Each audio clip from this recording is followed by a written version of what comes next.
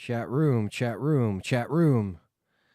Happy Halloween, everybody. We are here. I got my costume on. No, this is not like a dragon, as Perry would say. I'm rocking the Christopher Moltisanti from The Sopranos. And not Tony Montana, even though that would be a good one too, honestly. But I got the clean shave, which I haven't done in like 6 years, and I don't like it. But, for the costume, it sells it. You know what I mean? You got to go all out. You know what I'm saying? So, what is up, everybody in the chat? Hope you're having a good Halloween so far. It's actually really nice out today. It's like 76 or 77 over here in Jersey. Nice and sunny. And let's see here. All right, we got Quentin in here. King Shadow. Leon YouTube says Halloween 78 is the best movie in the series. None of the sequels beat it. Just want to put that out there. I mean, it's my favorite film of all time, so, you don't got to tell me. Let's see. Aaron Hooper says, I'll be working, but happy Halloween. Certainly have a spooky one on my end. Well, hope you have a good one, man. I hope you don't work too much. Thunders Productions, what's up, man, in the chat? David R. Pizza Face is in here. Let's see here.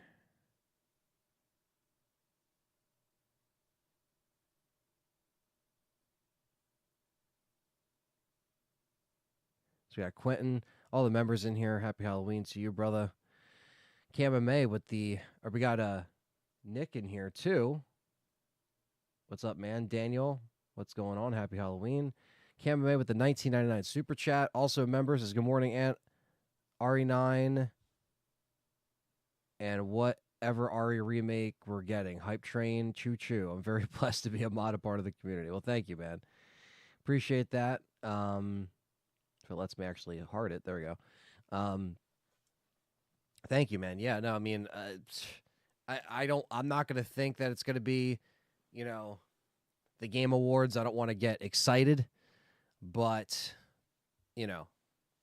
if not next year, we'll get some Resident Evil 9 news or remakes. So, very nice. I'm part 3 Jason today. Nice, Quentin. Good shit. My boy Ant looking clean. Yeah, we got I know it probably does look like Yakuza, but, this is a specific outfit that Christopher Moltisanti wore before Yakuza was even a game. So, What are you going to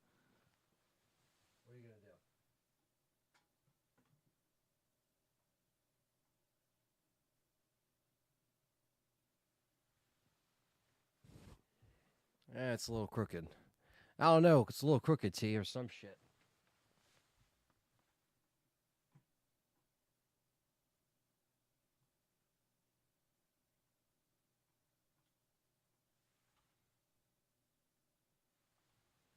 That's still fucking crooked. Now I got it all fucked up. There we go. That's a little bit better. Just a little bit. Thunder's gifting 2 memberships to Pizza Planet and Jamie are now members. Custom badges, emojis, all that stuff. Angie's in here. What's going on? What's up, Miguel? Cam. I thought you were Ashford from the Code Veronica X at first with the red jacket. Oh, Jesus. It's a good one. Yeah, a lot of people probably wouldn't expect me to dress up as, someone that isn't Resident Evil or horror, but Sopranos is the best show of all time. And I was like, you know what, fuck it. Because me and Callie have a kind of like a couples costume thing going on. Her being Adriana, me being Christopher. So it kind of worked out. And if you don't know the show, obviously, then what the hell are you doing? You should know the show. You should watch the show. Being in New Jersey, you probably should watch the show. It should be like a rule or something. But Suspect 13, Happy Halloween. Dressing up as Leon Kennedy, says Daniel. RPD cosplay on Halloween, very nice. Jeff M's in here. What's up, man? Thank you, SIB. The eyes, Chico, they never lie.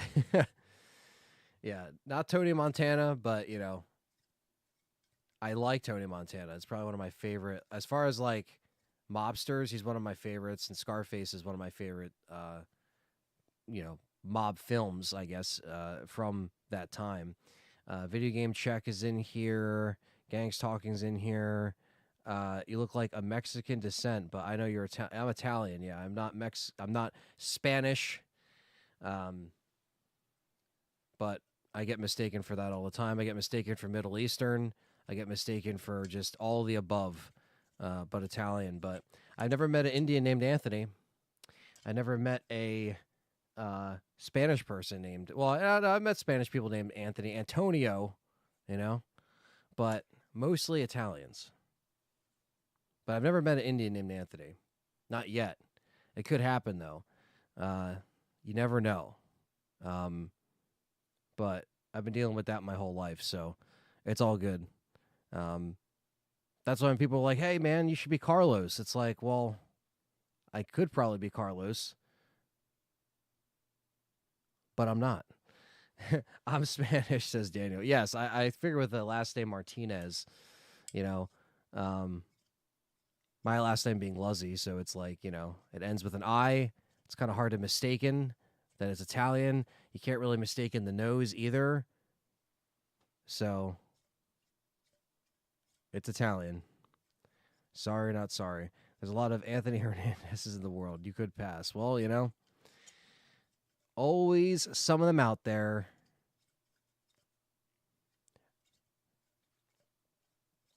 But yeah, so I'm just kind of shooting the shit with the chat. So obviously, any questions or anything specific. Godfather game for PS2. That is a good game. Godfather had some good games. One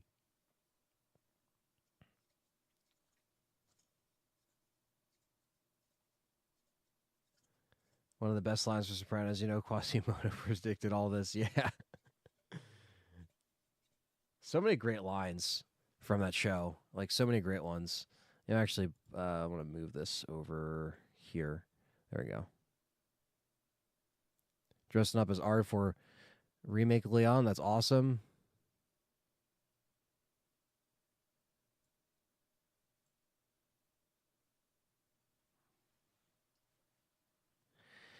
Anybody got big plans for tonight? Asked Jeff M. I don't know. I'm kind of just hanging out. I'm doing this stream, and then I have to post a podcast for you guys. So that's going to come out today.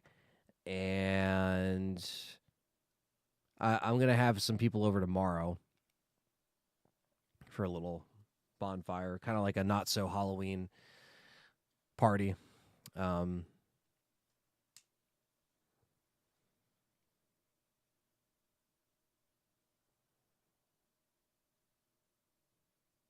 Did I ever pick up the Resident Evil Collection Steelbook? Well, so I only have some of the Paul Anderson films individually on Steelbooks, and then I have a couple of the animated films on Steelbook, but I don't have like anything else. I didn't buy the Steelbook live action set, if that's what you're talking about. I didn't buy that. I know it was like $100-something, and I was like, I already have this set. Where is it? This set that I got from Best Buy when I still worked there, actually, that has all the Anderson films in there. And then obviously I am a sucker for Steelbooks. As you guys may or may not know, I fucking love Steelbooks in my film collection. And when I saw that happen, I was like, well, fuck, I already spent the money. So I just didn't bother with it, to be honest with you. I didn't really bother with it. It was more of a, like, just, I'll either wait for them to go on sale or just like, I don't know. Yeah, that's the easy one, Gangs Talking, this year. Video Game Check says, finally playing RE3 1999 for the first time, struggling with the dodge mechanic. Demi keeps killing me at the clock tower. Yeah, the dodge mechanic in that game, don't rely on it too much because it's a very inconsistent. It's still very hard to kind of get down all these years later, at least for me. So just try to, the clock tower fight, if the best thing to have for that fight is freeze rounds, and if you don't have freeze rounds, I would still use a grenade launcher if you can. Um, so yeah, just try your best to keep running around. You know, avoiding Demi because again, yeah, he gets very pissed off, very very very pissed off. Um, David R is gonna sleep. Well, that's a good plan. Yeah, so I was editing late last night, into the early AM, basically just getting the podcast done, and I want to put that out for you guys. And then, yeah, I'm just gonna watch horror movies, hand out some candy, and that's about it. You know what I mean? Callie's working till later anyway, so you know I don't really have like things to do during the day today. So I was like, let me stream for a few hours, shoot the shit with the chat. So we're gonna be here for a little while. So I'm gonna talk about some of my favorite Halloween traditions, some of my favorite Halloween films that you may have not checked out, but you should. I tried to pick like 5, and I can go on and on. So there's more that I'll recommend, but I wanted to pick 5 different ones that you may have not have watched this season. Stuff that like you typically see on TV. Sure, those are always great. I love all the Friday the 13th. I love all the Nightmare on Elm Streets. I love all the Halloweens. Oh, when I say all, it varies, right? But you get what I'm saying. But I wanted to pick like a few that I have here that maybe you've never seen. Maybe you should check out, Is the leave ending equivalent to the basic one? I think so. Yeah, I don't know if you would consider it, I mean, I guess standard. I don't know if it's basic. It's just more like you survive and you leave. The water ending, you die. I didn't get any of the new ones yet, but yeah, the leave ending I think is like standard. I don't know what like letter that's considered ending wise, or if they even do that. But what's the most disturbing creature you've ever seen in Resident Evil? It's a good question, says Daniel. Uh,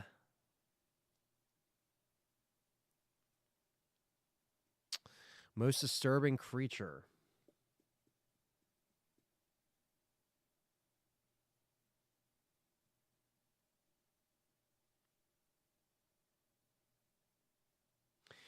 I don't want to. Maybe I wouldn't say like maybe. Yeah, that's the one I got. Thunders when I beat the game the first time. So in my head, it's a good ending. You leave with the little girl and stuff. So you both survive while everyone else dies. Uh, Most disturbing creature. I mean, they're all really cool in designs, and I guess like I don't really find them like crazy, like scary by any means because like we're so used to them. Not that they're bad designs and they're not scary, but like you play these games so much that you don't really bat an eye at some of the designs. But one that I always found like just disturbing in nature is definitely Lisa Trevor. I think not so much her design, but also maybe her backstory. Being experimented on, being kidnapped. I think some of those like that real stuff is very disturbing. On top of the design, obviously she looks very messed up and stuff like that. But I think that's what I'll go with because I love remake and yeah. So uh I've been working out at the gym a lot, trying to get the health kicks as Camame. Well, good man. Good luck with that, man. Seriously. As a person who also likes to work out and try to stay active, I definitely feel you on trying to stay, consistent. Um, I made acid rounds, and yeah, after I downed him once, he got super aggro. Yeah, well, acid rounds are good. If you don't have freeze rounds, acid rounds are the best, or like I guess the second best, because flame rounds. I feel like flame rounds do a little bit less damage than explosive rounds, but I'm not sure. I'd have to actually look at the perfect guide and see. Uh, yeah, I got that set as well. I couldn't justify rebuying 4K at the Steelbooks, although Amazon had them on a good sale. Really? Yeah. I mean, maybe I might bite at some point, Jeff, on those Steelbooks. Again, I'm a sucker for Steelbooks, but it's like I would have just not gotten this one if I knew that was happening. Captain Catch, what's up? Birkin with the eye on it. Yeah, no, the Birkin eye. I always think the eye on the arm is always pretty disturbing. Recently got mine, $125 on Amazon, down from $250. 125. That's not too bad. I think for this set, I spent less than 90 because I had the sale and then my employee discount at the time, which obviously was clutch. Gangs Talkers enjoying Deadly Silence had a lot of cool features that are not in the other OG RE versions. Actually, put Quick Turn, yeah, and Quick Knife with, you could just have a Quick Knife. You don't even have to equip it, and yeah, the specific puzzles. Yeah, DS version is very underrated. Takeout knife with the L button, and then yeah, you hold the R button. Yeah, it's cool, man. It's definitely the best version of RE1, I would say, as far as features, as far as like what you can do. They really went back and like enhanced that. You know what I mean? In that way. Halloween Resurrection, says Mark. He's watching Halloween Resurrection. Oh man. Hockey fan says, "Hey yo, where's the gabagool? Good shit. At least Hockey fan knows that I'm not Yakuza or Tony Montana. He gets the reference. I plan to watch The Fourth Kind later today. It's on YouTube free with ads. I somehow overlooked it in the mid 2000s. Yeah, actually, YouTube does have a lot of good horror movies that are free with ads. But if you watch them on a browser, or if you have premium, you don't have ads. But if you watch them on a browser that has ad block, it actually takes out the ads. So if you plan on watching it, I mean, I know watching, like, I don't watch movies here on the computer unless I'm like streaming them with people or with the community. But I always try to like sit down and actually watch something on the TV. But if you are watching it or you want to connect your computer to your TV, have ad block on. You can watch a lot of free horror stuff is on YouTube right now. That's actually pretty good.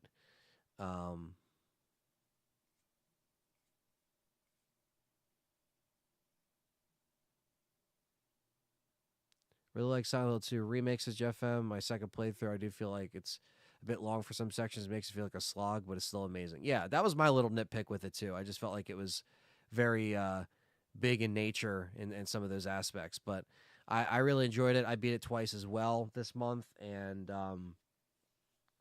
yeah, it was really cool. I talk a little bit more about it in the podcast episode you're going to see later today.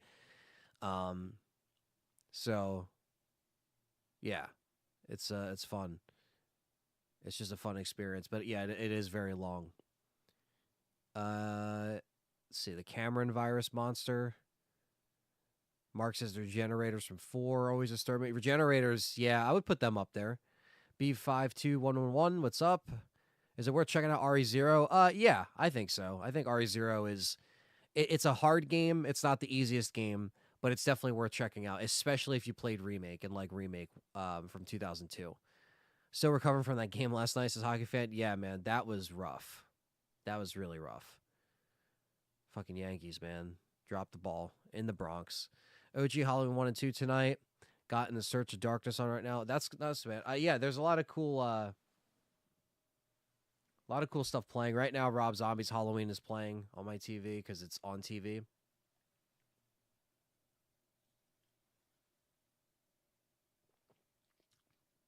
This is Ice Vanilla. Ice Vanilla Berry Red Bull.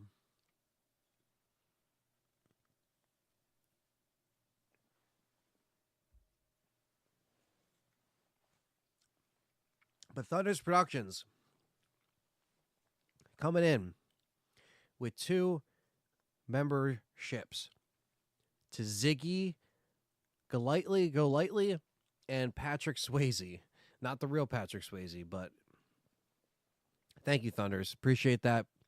And thank you, Kamame, as well, for the donation. I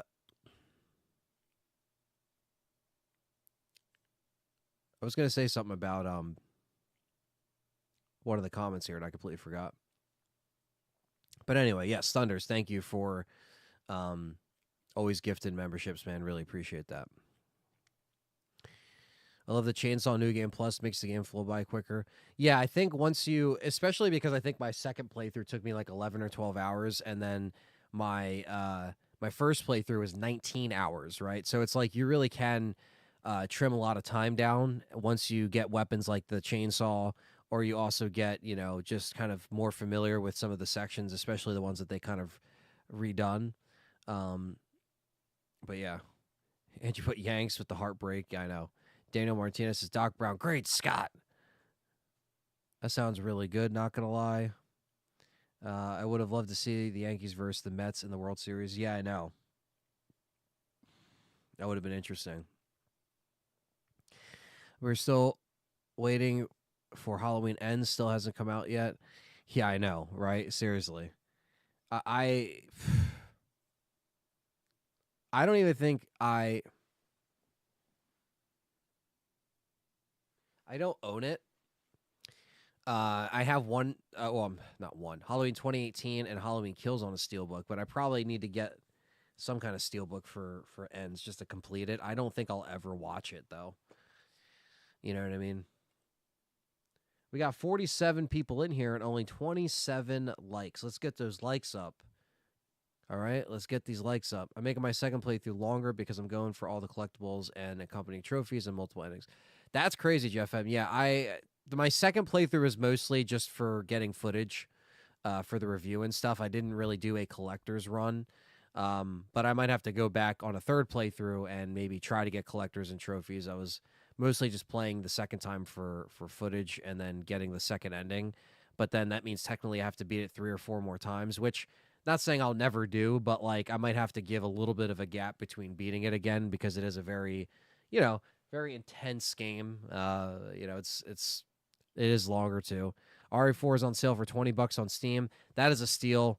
RE4 Remake has been like $20 even physically on consoles and on the digital storefronts. So if you don't have Resident Evil 4 Remake, you definitely should. But yeah, Seabash, happy Halloween, man. Good to see you. Kind of disappointed at 2024 horror films. We'll just watch the classics. Oh, well. So I have a couple in here. Well, I have one in here that's actually a newer horror film. And I guess it came out earlier this year. I will be getting the Steelbook for Silent Hill 2. I did see it, but like I don't know if I'm gonna get it. Got the Steelbook for Ends. It's still wrapped. Yeah, that's how mine would be too, honestly.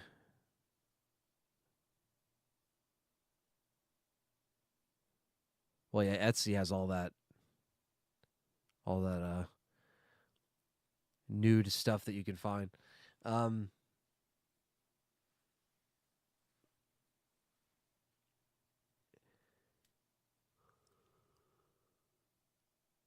Picked up R4 on PS4, $20 just to have for the collection. Love that game so much. Yeah, actually, I mean, to be honest with you, I probably should do that. Is it still $20 on the PS4? Because I actually do need that copy, even though I would never fucking play it physically. Like, not the PS4 version. Fuck that. We got other versions to play it on. It's probably sold out now. Oh no, it's still $21. That's not bad.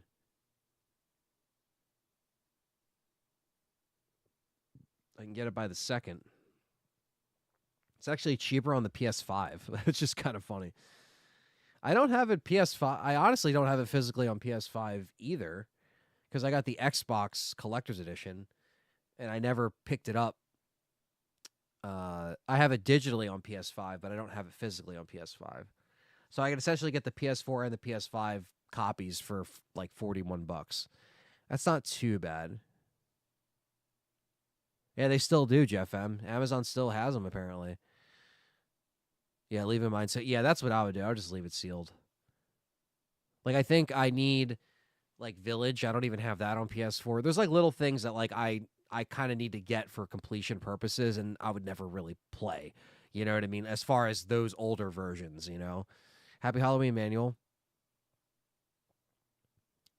Yeah, some good sale. Honestly, there's great horror sales across the board for a lot of these games, whether it's physical or digital. So yeah, definitely check out some horror games if you guys haven't. What is anyone has anyone been playing any horror games? You guys know what I've been playing because I've been streaming it, but anyone else been playing anything good horror related? Let me know in the chat right now. We'll kind of go over some movies and stuff too a little bit later.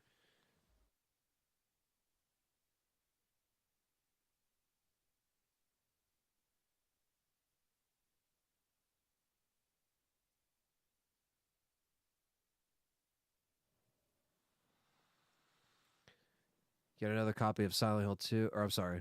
Yeah, no, Silent Hill 2, physical, keep it sealed. Um, so I will get Silent Hill 2 physically, just like when the price drops. You know what I mean? Because I spent all the money on the, deluxe edition to play it early and shit like that. So like that's why I didn't get it physically because I was, playing it early for the channel.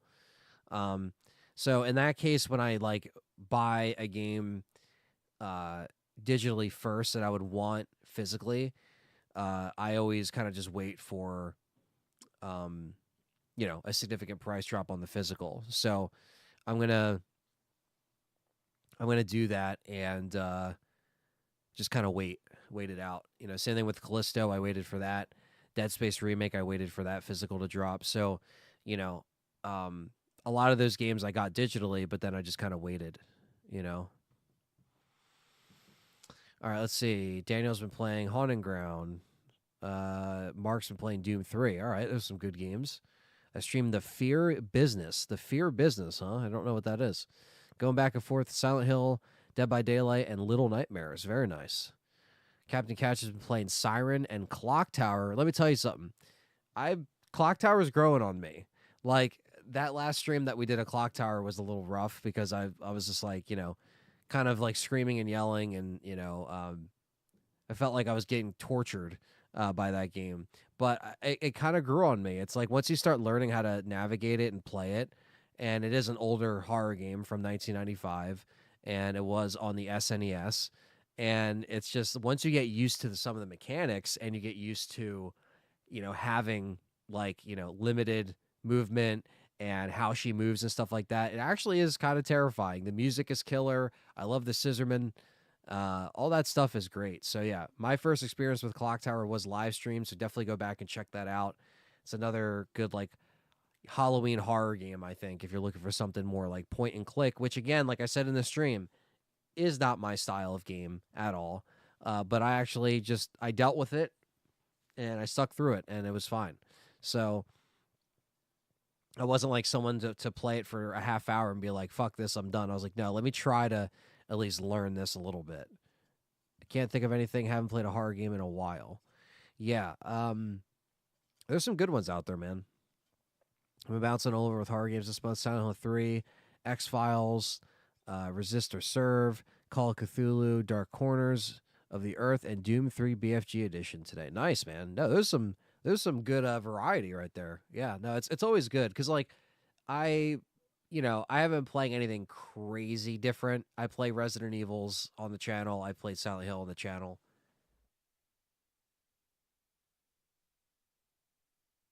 Um, Clock Tower was actually a new addition to the game as well. I was actually playing a little bit because I bought it digitally on sale. Alien Isolation. I was kind of messing around with that, and yeah, that's kind of one of those games that I actually haven't finished. I haven't finished in 10 years. I beat it, but it was literally October of 2014 was the last time I actually finished that game. So I was like, you know what? Let me replay, and it's still very terrifying. Like it's still actually scary. Something I might stream. Something that might be on the next poll. You know what I mean? So video game checks is Sniper Killer, Deadly Night, RE3, Fear Business. That's another one that plays Fear Business. Okay, I'm gonna have to see what the hell Fear Business is about. Alien Isolation are the horror games I played. Very nice. Is Fear Business like a newer one? I'm assuming. Yeah, Clock Tower came out yesterday actually, or 2 days ago, and it's only $20, and I did enjoy it.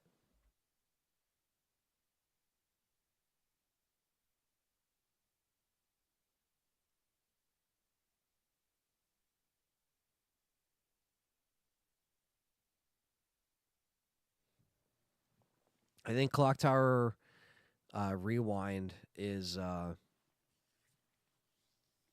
it's I think it's just a great like they had the quality of life improvements, which is cool. You can save anywhere, have the background, have the filter, stuff like that. Did a good job.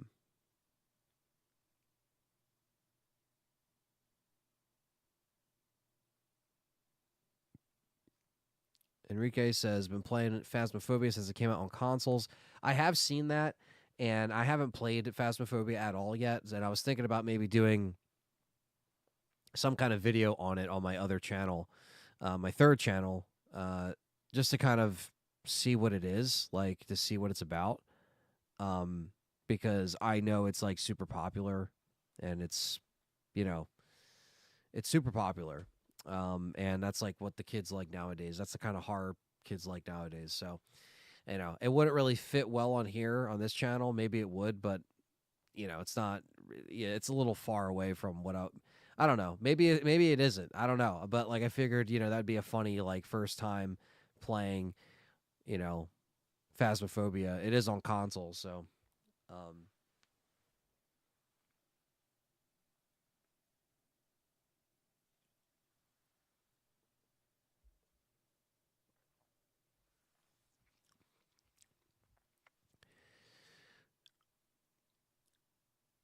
okay, so Fear Business is one of the cheap indie horror PS1 retro games, not by Puppet Combo, but those types. Oh, okay.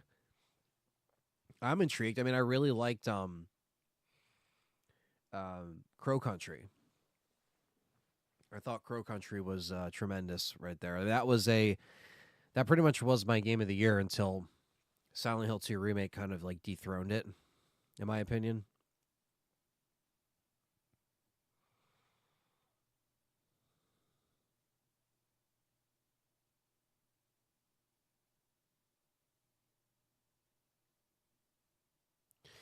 Yeah, like a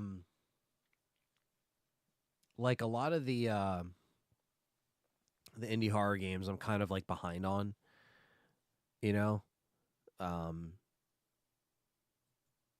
I am not Mexican or Arab, no. I'm Italian.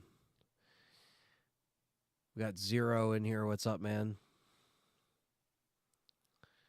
Another member in the house. See what I mean, chat room? I get mistaken for everything else.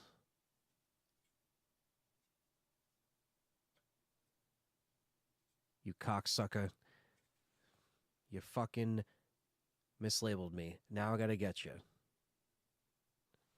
Have you played uh Conscript yet? That's my game of the year contender. I have not. Conscript, I have not. There's probably a lot of games I should be trying to catch up and play, but or just be aware of, and I'm not. So that's something I wish I was a little bit more like on the ball with. But maybe if I try to start pushing stuff out for my other channel, I'll kind of be more in tune with some new stuff that I can play, all the time.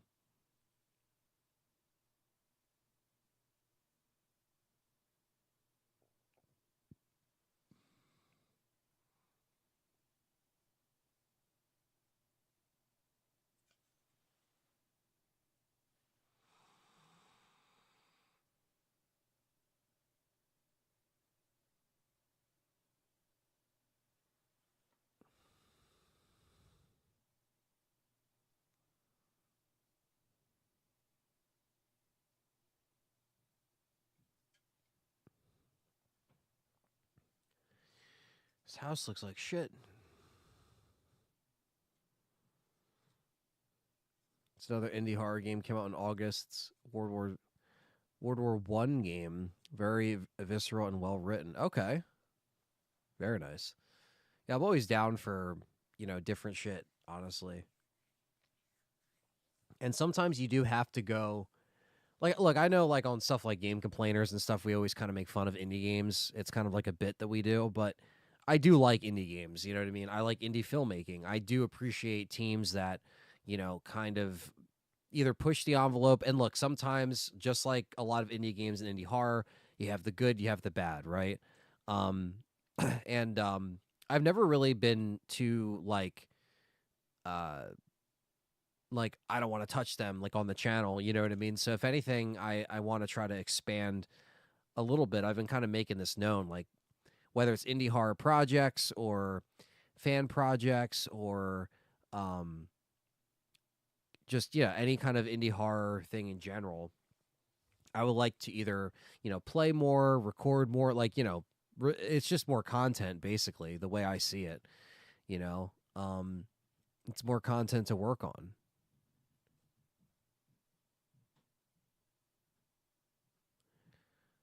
I just like them because they are throwback RE1 style puzzles. Plus, they are cheap and fun to stream. Simple and short games for $5 to $8. That's not bad, man. That's not bad at all. The real horror is rewatching Welcome to Raccoon City. That is a horror show. If you want to be scared of how bad a film is, Welcome to Raccoon City, Halloween. Ty, what's going on? I did hear Astrobot can beat Silent Hill 2 remake for Game of the Year. I don't think Silent Hill is going to win Game of the Year. And I'll tell you this because not because of the game itself, it's because Resident Evil wasn't even going to win Game of the Year, because they didn't want to give it to a remake. And for me, it was on my Game of the Year list, but not the big corporate companies. So I think you're right, Angie. They're gonna give it to Astrobot. They're gonna give it to something else because they just don't like giving remakes any recognition, anything. You know what I mean? Ant Slan, the Drip King look. Yeah, this is Sopranos cosplay. Not that anyone really get. Only like maybe like 3 people got the reference, and that's fine. Uh,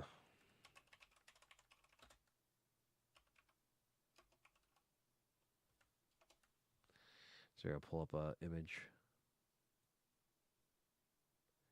I wanted to do like the neck brace. Like when he when he comes out of the hospital. That would be funny. That would be fucking hilarious.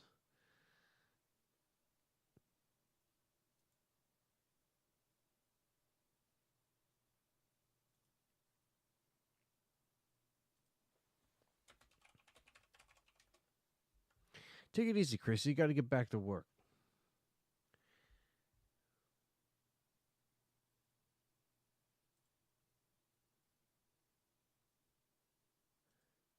This is kind of the look I'm going for.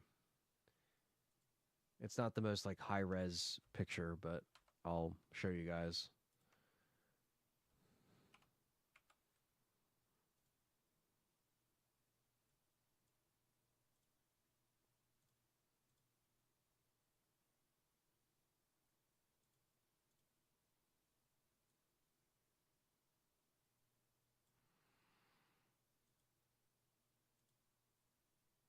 If you guys haven't watched Sopranos, you should. Have you seen The Wire? I watched the first couple episodes, but I really do want to watch it. I haven't finished it.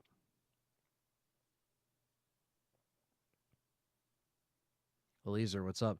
You have the white silky scarf. It sucks as remakes are clearly amazing games last year and this year, at least. Yeah, I mean, I don't know why they always get the shitty end of the stick, to be honest with you.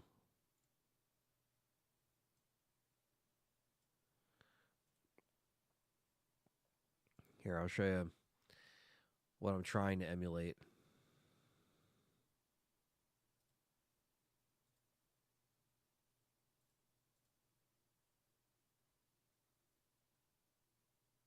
Did I save it? I did. Right here. The red kind of suit jacket. He doesn't always wear this in the show. I don't have the cross either. Like, I just have like this kind of like fake necklace looking thing. But the red suit jacket, I don't actually have. I mean, I have just like jeans on right now, but I do have like dress pants for the full get up and shit like that. But that's what I'm trying to emulate here. The Wire, though, I want to check out. Yeah, The Wire is just it's such a great like legacy of creators because they did the show The Deuce, and I really like that because it talks about New York in the 70s, 60s, 70s, great writers and stuff. I'll say, and they also did The Wire, so that's just again, you hear all these great things, and I'm sure it's the same thing with Sopranos, where some people are like, "Oh, you got to watch this, got to watch that," and there's so many shows to watch. So I think when people tell, "Oh, check out this show," you're like, "All right, like I got a million other things," because like nowadays everyone has all these streaming services, so it's there's so much shit to watch to the point where you don't watch anything because there's so much to watch. Um, so yeah, I really want to check that out. That's also HBO, I think. Yeah, it's HBO. So, and great actors in it. In fact, some of those actors are from The Wire, actually in The Deuce. Um, so yeah, it's pretty cool to see. Like, I always like when certain creatives like stick together and they always like recast each other and stuff like that.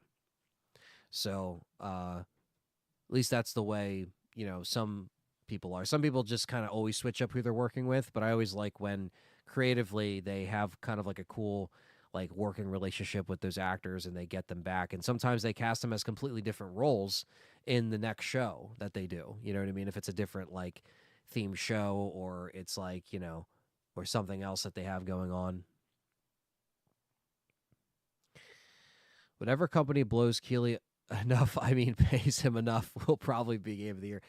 Yeah, like that's the thing, guys, because I know at the end of the day, like they always try to make it seem like the Game Awards is like for the fans. Like you're voting and it's voting for the Game of the Year, and that's who we have, relying on you to, uh, vote for this. And like I just think that like I don't know. I just feel like voting for Game of the Year for the Keeley Award specifically only goes so far, and I just think they're just picking it themselves. Like I'm so like not like about that kind of shit where it's just like these big entity awards, and I don't watch the Oscars. Like I always tell you guys about this. Like anytime uh like these award shows come on, I don't really watch them anymore. The Game Awards is at least worth watching because you get premieres of new stuff, where like if you watch the Oscars, they're not showing you a new trailer during the Oscars of a new movie. You know what I mean? That's just not how the award show works. They have to get through 1,000 old people and 1,000 awards. Where the Game Awards, at least, there is new reveals that they give Keeley the exclusive to. For some reason they fucking do. um so you have to understand what it is before going in. And all the Resident Evils have gotten snubbed at the Game Awards, whether it's music, nominations, or like in general, even when they do nominate, they don't fucking give it to them anyway. So don't know what the mindset is. I really don't understand how they're going to keep going with Keeley, but here we are. So not sure what's going to happen. Um, as far as streaming it this year, I mean, I'll probably stream it regardless. I know Perry might stream it with Noof, but I might want to do a stream over here on LTRE. So we'll see what happens. But uh, Eliezer says, "Hello, everyone. I got a Halloween party later. No costume. No what? Halloween party? No costume? You don't deserve any beer, any smokes. You don't deserve nothing. You don't no candy, no food. Get the fuck out. You got to be dressed up, Eliezer. What the hell? This fucking guy over here, Matt. What's up, man? Matt Clyburn in the house.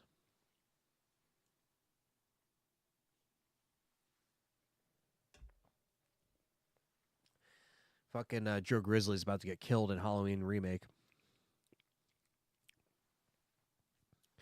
Yeah, you know, not a bad winter edition Red Bull.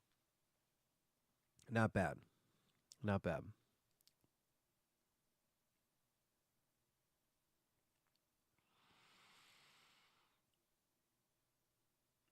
Joe Grizzly.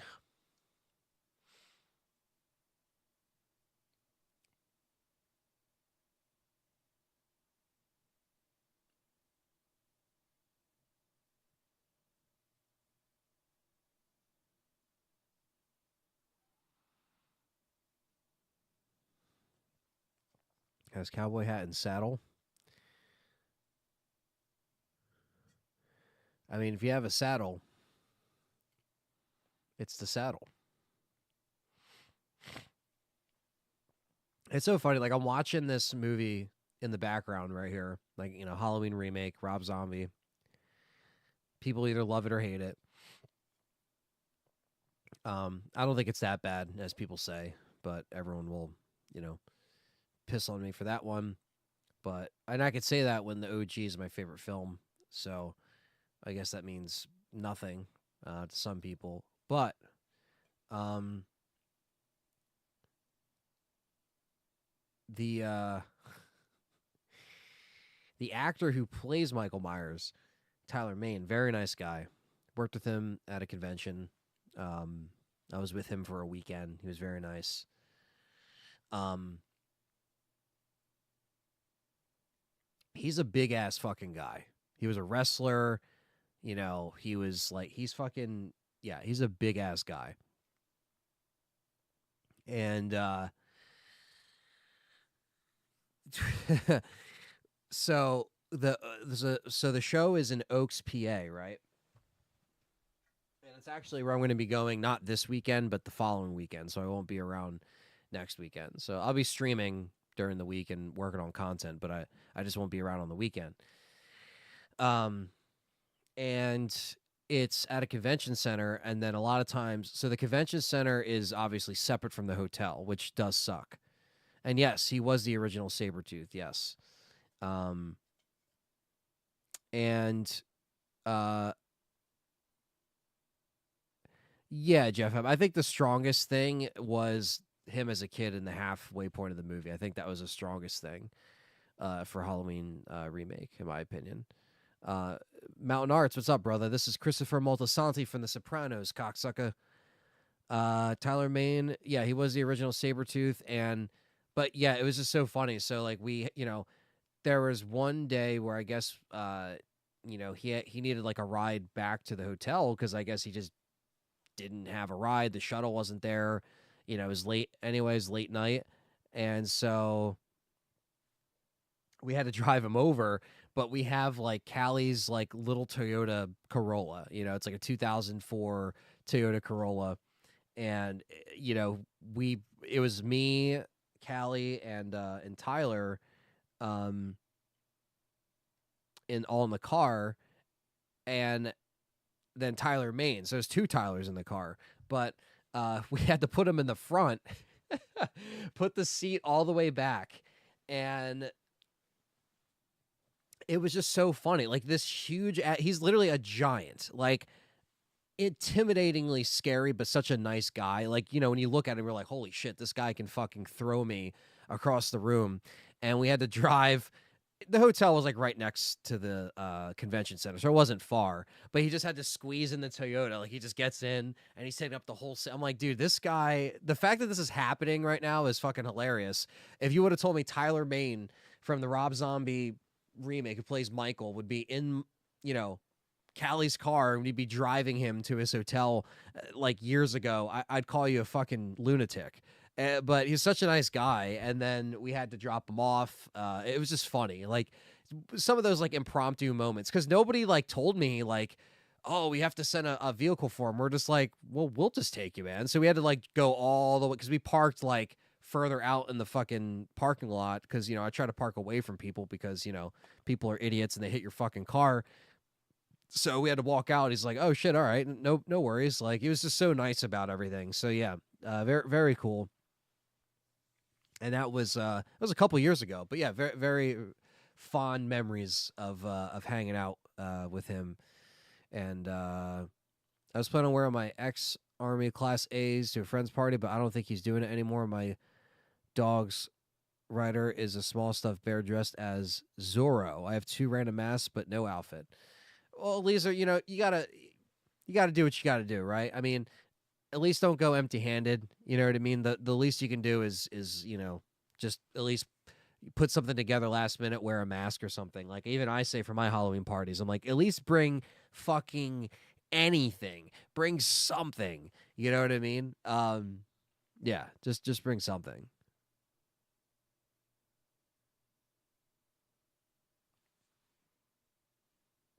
Laurie, Laurie Strode. It's kind of weird they're playing Rob Zombie's Halloween remake right now, where normally this time of day on Halloween they usually have the first one playing, or like 1 through well, they were playing Halloweens all night. Like they literally started this marathon at like 12 or 1 a.m. last night.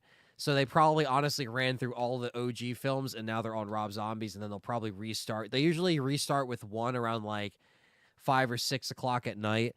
But at that point, I'm already putting on my own movies because, like, I like the time of year where there's horror movies on. Don't get me wrong. I just like having it on in the background.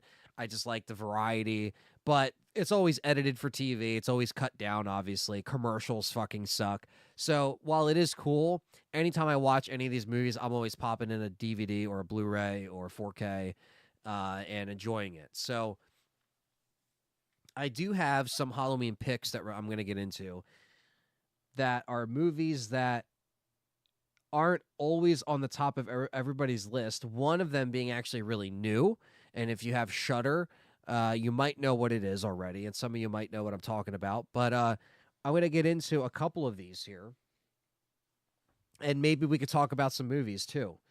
If any of you guys have any other horror picks, one of the first ones I wanted to show, doesn't really matter what order, but this is a film that I've always loved. It's a perfect October Halloween film. There's a Halloween party in the film. It takes place in the late 80s.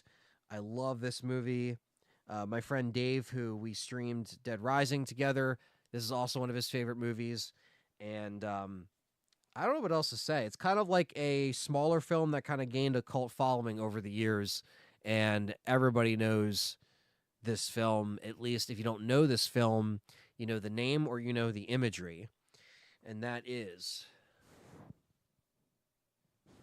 Donnie Darko, bitches. Donnie Darko. Now, the reason why I picked this, and, you know, obviously it's not like everyone knows this film at this point, or you should, but if you don't, it deals with a troubled teenager who is, you know, essentially he taps into a time travel wormhole, basically, and he's able to see when the world ends. 28 days, 6 hours, 42 minutes, and 12 seconds.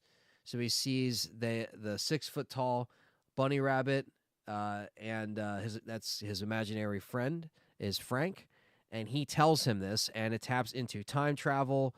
It goes into, you know, horror elements. I mean, it's kind of a crazy, just like, it does kind of fuck with you. You definitely understand it a little bit more if you watch the director's cut version. I will say that if you watch the theatrical cut, not that it leaves everything out, but I think the entries from the book that Donnie finds is like essential, because it actually explains a lot. It explains a lot of stuff that you might be like, why the fuck does that happen? What is going on? It's a little longer, and some people say it might be too long as far as like the director's cut versus theatrical. But like, this just has a great, like, you know, like great art book, and it just goes into the dark nature of people, the dark nature of things, the truth about, you know, life and the end of life, and just like a lot of, like, you know, just it touches on a lot of themes that I think are very dark and important. But Donnie Darko is a film you should definitely watch or check out this time of year. It's not really on a lot of people's like top picks. It doesn't really play on TV that much. I never see it play on TV. It's not really like a mainstream movie, even by today's standards, I think. Like, it does have a cult following, don't get me wrong. Arrow put this out, you know what I mean? So, you know, like, anybody that gets Arrow's releases, you know they fucking pack this thing out for fans that are going to buy it. So, you know, it's not like people don't know about this film, and that's not really what this is. Just more like Halloween films or horror, you know, Octoberish type films that I always find to be, you know, not always at the top of everybody's list, not playing on TV, not really, you know, You have to focus or pay attention or else it's confusing. Yes, I do agree, Eliezer, that it does take a couple watches um, to kind of like, get it. And I think the director's cut makes you understand it a little bit more. Um, I refuse to watch the original cuts as Captain Catch. Yeah, see, that's what I'm saying. Like, Eliezer, see if you've watched the director's cut, and I'm curious to see how you feel about it. But yes, Donnie Darko. What can I say? I haven't actually even watched this yet this season. I don't know if I will have the time to, but this is the 4K that Arrow put out. Fucking fantastic film. This has the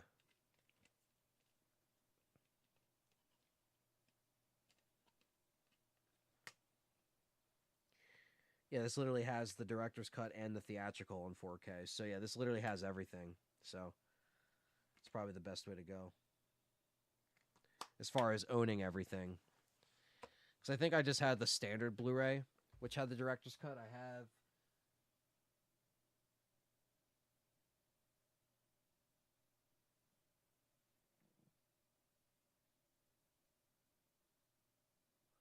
I thought I had it. Huh. I don't know. I had a Blu-ray of it, but I don't see it up there, so I don't know where it went. Love the scene where she tells the family to go suck a fuck. Yeah. The fact that like Maggie Gyllenhaal and Jake Gyllenhaal, like they play siblings in the film and they actually are siblings, like that chemistry is so just like spot on. Like that brother sister like argument, it's so natural. Um, Gaza says you a pimp. Well, Chris Moltisanti, wasn't a pimp, but does he dress like a mobster? Maybe. Um, let's see. Jennifer says laughing my ass off. Chrissy. I started buying up a Blu-ray collection too. Some classic movies from 15 years ago going for a lot now. Best to buy early. Always, yeah. Especially because physical media. Love Donnie Darko. Great soundtrack. The director's cut opens with Tears of Fears. Yes, it does. Does the theatrical not open with Tears for Fears? I always thought Tears for Fears was like standard in there. When the high school, when the camera pans and you see him come out of the bus and it's like I always thought that was if that's only the director's cut, that's amazing because that's a great song. I love Tears for Fears. Baby's Day Out is more deep and horrifying. Is a more deep and horrifying movies. Baby's Day Out. I haven't seen that. I'm not sure which one I watched. It's all good. Yeah, I mean this film's pretty fucking dark, but yeah, I mean I'm sure there's darker films than this, you know what I mean? But as far as ones that deal with like I kind of like that it deals with like a high schooler, kind of like young, like younger kid that's like, just trying to navigate through life, trying to like think about, he has a therapist and he has these, thoughts, these feelings, he's seeing this thing and obviously when you're a younger kid, like not everybody's going to believe you, not everybody's going to take you seriously. And I just like that helplessness kind of theme that kind of runs in with a lot of movies where it's like younger kids, nobody believes them, even if they're like, late teen, early adults. Sometimes it's hard for people to take him seriously. And he's like, I'm seeing a 6 foot tall bunny rabbit. You know what I mean? Like, what is happening? But yes, Donnie Darko, check it out.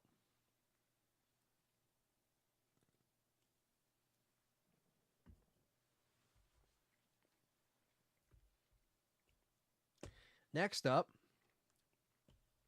is a completely different type of film, but I always think it's an underrated slasher. And Paul Ehlers signed this for me at Chiller Theater. And this is bum bum bum bum bum bum bum bum bum bum bum bum bum Madman. Madman Mars. Great camper slasher right here. Amazing. This is from Vinegar Syndrome, but you might recognize this. Fantastic film. I mean, a slasher that never plays on TV, never gets the time of day, in my opinion. I mean, it has a fan base now, but holy shit. The story of Madman Mars So this is like classic campfire story slasher. You know what I mean? But it works so well. This came out uh, in '81, the height of the slasher, releases, and you got Galen Ross in there, James Lemo, just like not the most like original concept, okay, but he kills people with an axe, and there's just some, there's the crazy hot tub scene, and there's just a lot of like funny little quirks about this. It is cheesy. Madman Mars literally has his own theme song for God's sake, like it's a little cheesy, but I like it.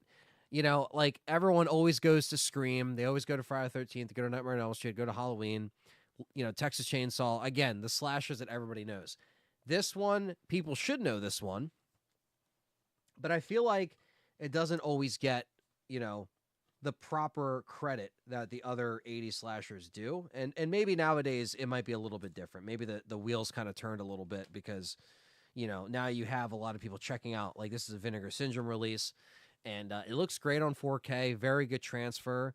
Um, really enjoyed, watching this again. This came out a couple years ago on 4K, but Vinegar Syndrome did a really good job.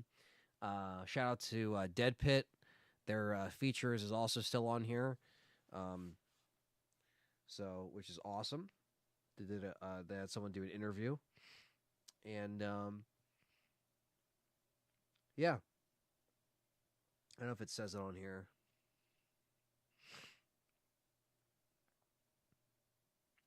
I don't think it says it specifically on here, but I think it was it Jay from Dead Pit who did a interview? I'm trying to remember, but yeah, Dead Pit actually has their interview featured on here, which is great.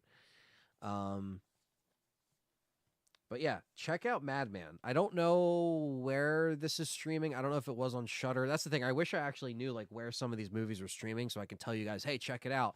Um, but you can also check out the physical copies as well because they're not really that expensive. Like even a Donnie Darko Blu-ray is like $5, $10. But yeah, I wish I actually knew like where this was streaming. I do have Shutter too, but I don't. I'm not sure. Um, but yeah, Madman, check it out. It is a very generic like slasher setup. You know what I mean? It's nothing that you haven't seen before. But Paul Ellers does a great job, and the music's amazing, and the actors are a blast. So yeah, very much a different kind of slasher, in a way where it's like it just has a quirkiness about it, but it also plays it serious. I don't know. There's just something about it that I like. Like in concept, it seems pretty basic, but I don't know, more layers to it. Um, but give me 1 second. I'll be right back.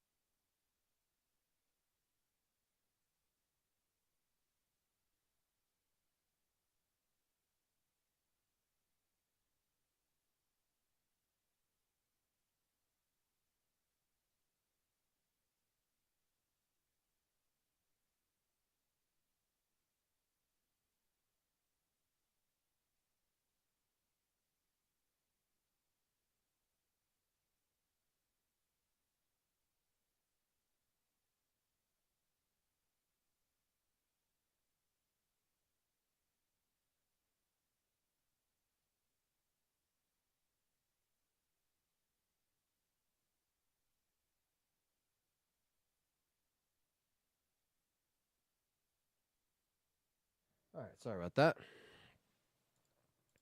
I found my steelbook.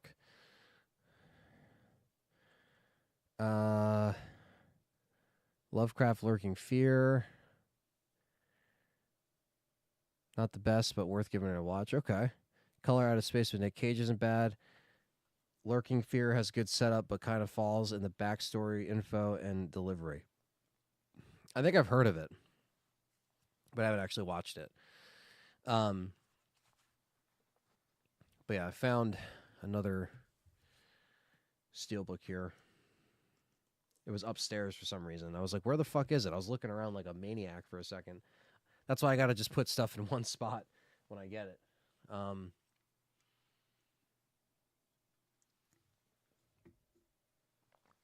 Where were we at? Oh, yeah, Madman. Yeah. So, Madman, check that out.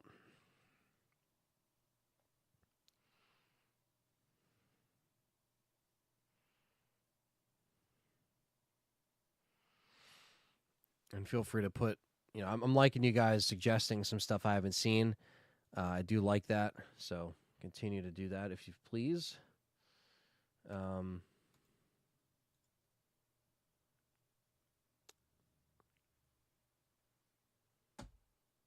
This next one is one that forget what year I actually got this on 4K. When did this come out?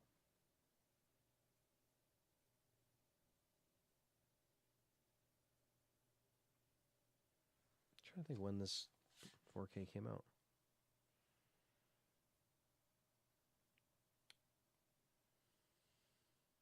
I know the movie came out in 96, but when did the 4K come out? I don't know. Maybe it was 22 or something. 22 or 21.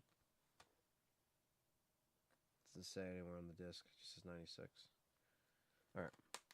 Well, this is if you're into any mid to late 90s teen horror film concept.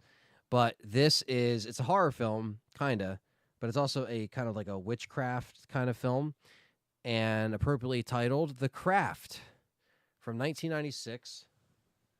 This came out in the spring of 1996 before Scream. While Scream was being filmed, Nev Campbell's in this.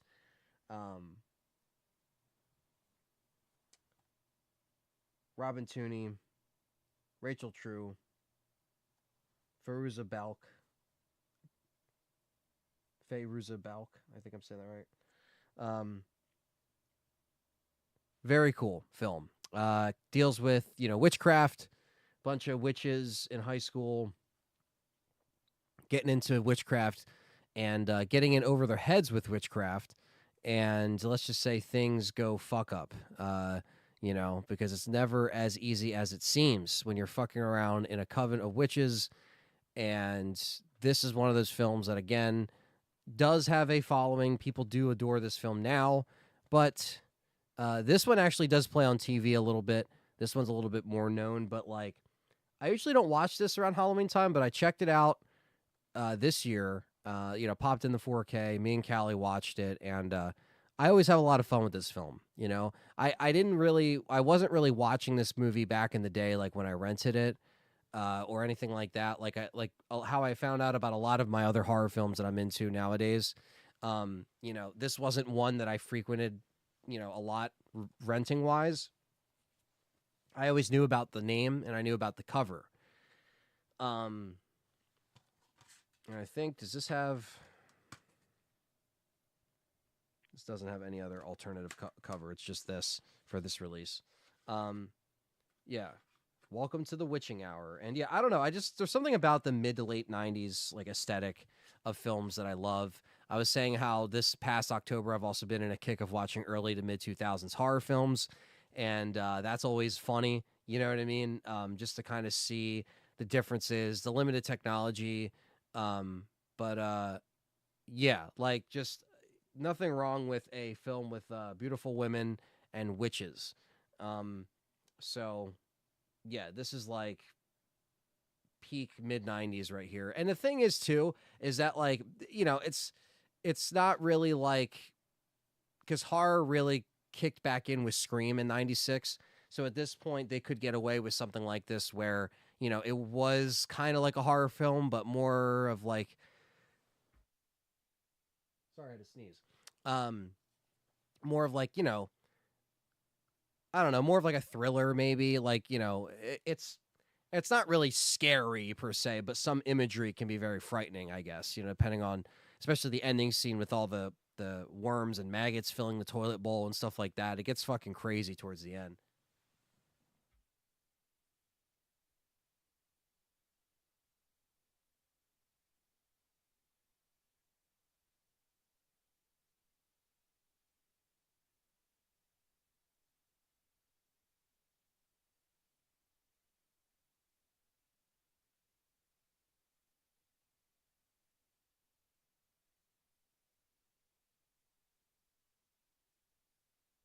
Sorry about that. Allergies are a little allergy today. Matthew Hendricks has been a member for 1 month. Thank you, Matt, for hanging on to the membership. Really appreciate that. Jeff M says, love that flick, saw it back in the day. Fairuza Balk is so fine. Yeah, very again, very good looking cast. And man, I mean, there's so many great actors in this too. Skeet Ulrich is in here. He plays like the jock, that they put a spell on him, and he's obsessed with the one chick that he was pretty much making up stories about her, sleeping with him and all that shit. Yeah, just another one that I was like, you know what, I'll throw this in here, even though this one is like more of like, it is more popular, more like widely, I guess, watched around this time of year. But you think Halloween, you think witches. There you go. This next one is one of my favorite zombie films. This is the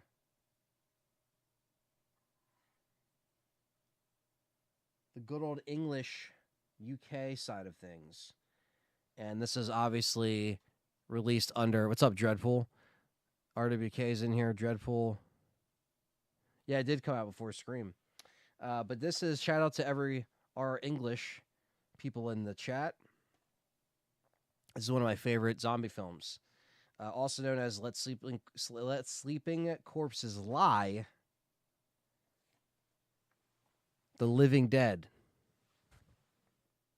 At Manchester Morgue. This is a fantastic zombie film. Look at this fucking steelbook. Look how killer that looks. If that's not Halloween, I don't know what is. Synapse put this out. And this has the lobby cards, of course.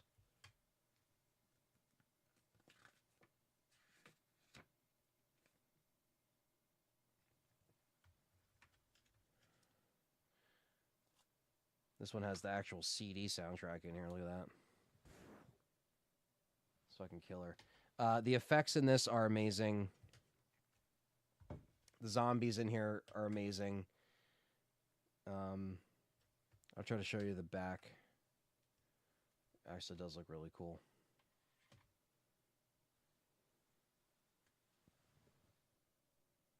It's fucking killer, right? So, yeah.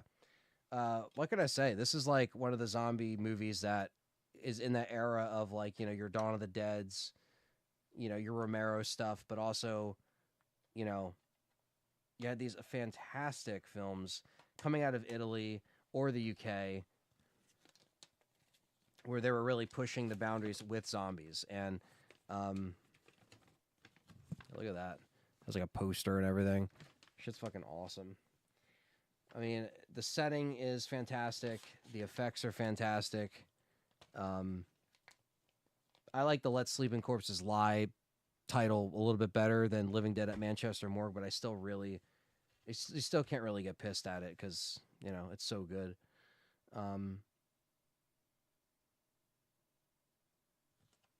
Yeah, there's just something about the zombies in this that I just find really just grotesque and terrifying, I think, in many ways. And this came out in 74. I mean, this is when zombie films were really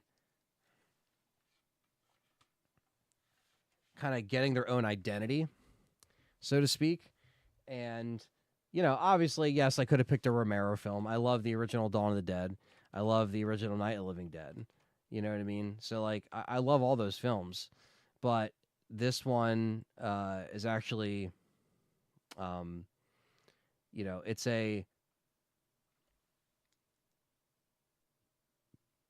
a film that I think a lot of people kind of overlook, you know, because it was before Dawn of the Dead. Dawn of the Dead was 1978. This was 1974. So, you actually get a lot of great effects in here and a lot of good looking zombies, honestly, over, what Dawn of the Dead would do a few years later. So obviously Romero laid down the foundation for what these, flesh-eating zombies were, these ghouls per se. But this came out right smack dab in the middle of the 70s, right between, you picked an unsung classic with that one. I love that. But Cannibal knows what's up. Cannibal Ritual knows all the good shit. He knows. Yeah, man. Like, this had to be a pick for mine because, again, I don't know where this is streaming. I really wish I could tell. I should have looked some of this up before I did this little list here because that's not really a list. It's a handful of movies I wanted to pick to show off. But yeah, because I think it was on Shudder. I'm pretty sure it was on, like, Shudder does get a lot of these like cult movies. Yeah, so Living Dead at Manchester Morgue, I got this a few years back. Synapse put this out. Synapse puts out great shit as far as a boutique label. Yeah, that Miguel, that's another one too. The 1990 remake of Night of the Living Dead is fantastic. It actually influenced Resident Evil a lot, and that actually should be on here. I actually don't own it physically. It's a fucking damn shame. I have a burned copy that I watch, but I don't have it. It wasn't on Blu-ray for the longest time. That's why.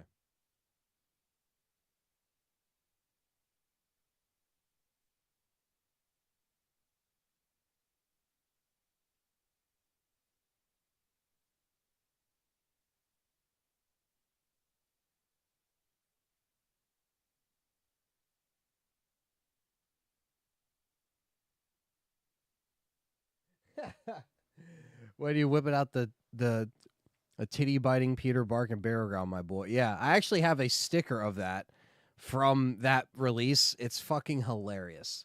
It's somewhere. I don't even know where it is. Yeah, check it out. Gang's talking. I'm dressed up as Christopher Maltasanti. That's who that is from Sopranos. He's Italian. He's not Spanish. He's not Indian. He's not Middle Eastern in any regards. He's Italian, just like me. Looks like it's on AMC Plus. Really? Shit. Living Dead at Manchester Morgue's on AMC Plus. That's pretty dope, actually. I wasn't expecting that.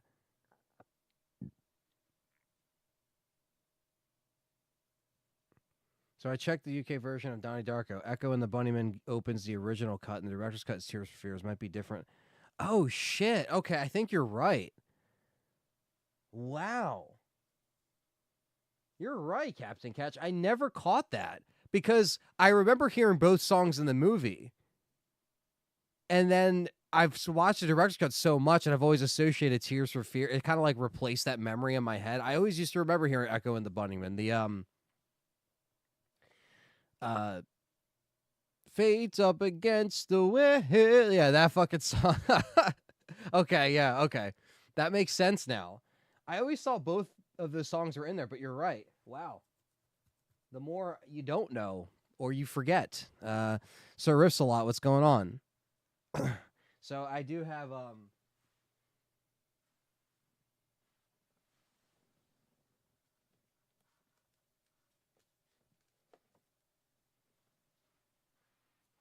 this one's for Cannibal. Burial Ground. This is another good one, by the way. Yeah, Severin put this out, and this came out in 1980. So there you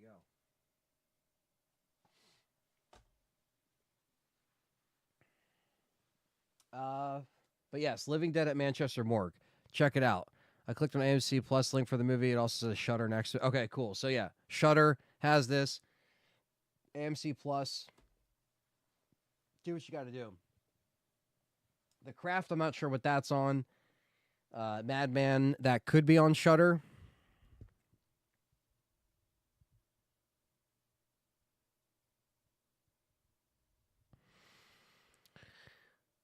Let's see here. Sounds good. Gangs talking.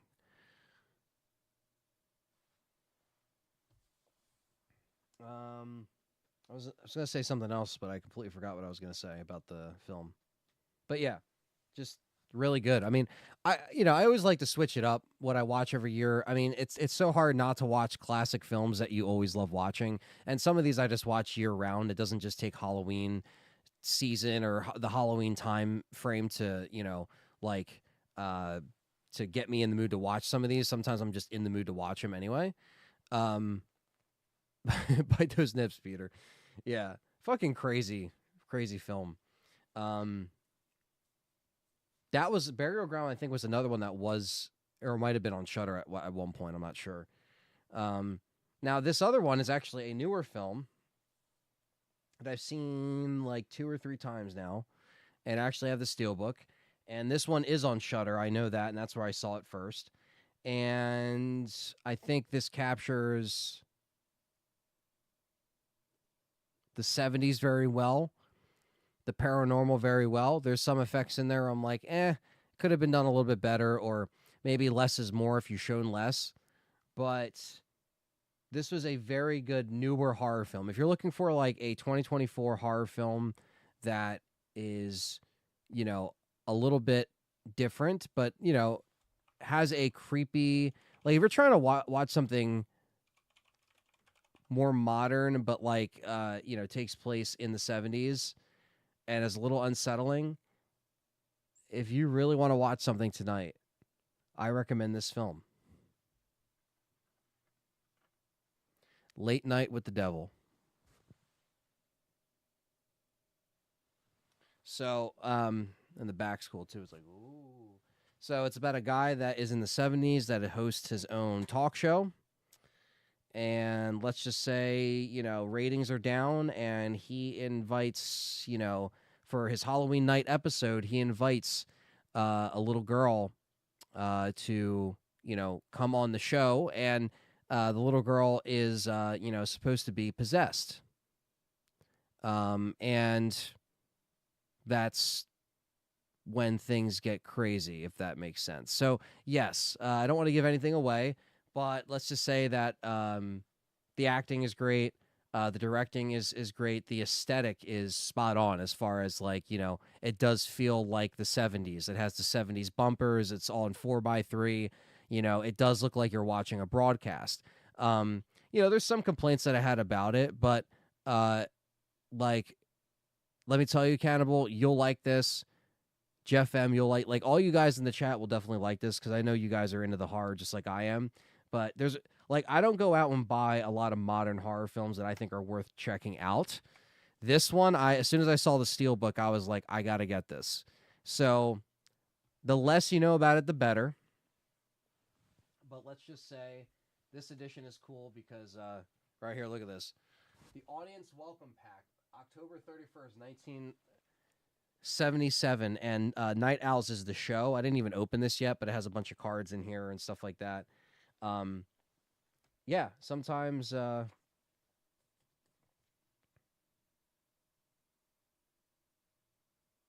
this is like an ad for Shudder and AMC Plus. So I guess they kind of are one and the same now, where it's like if you have AMC Plus, you get the Shudder catalog, and then Shudder you can get by itself. So like that's kind of cool. But yeah, Late Night with the Devil, guys. Like I liked Longlegs. That's another one that, I don't own, but like I did watch and I did like it. I know some of my friends were like, it's shit or whatever. Yeah, House 1 and 2, those are some good ones. I actually don't own them.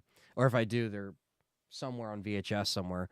But yeah, like, guys, I'm telling you, there's, we get so few and far between horror films, but Late Night with the Devil I like better than Longlegs, but I do like Longlegs. Longlegs is a little more like head fuckery.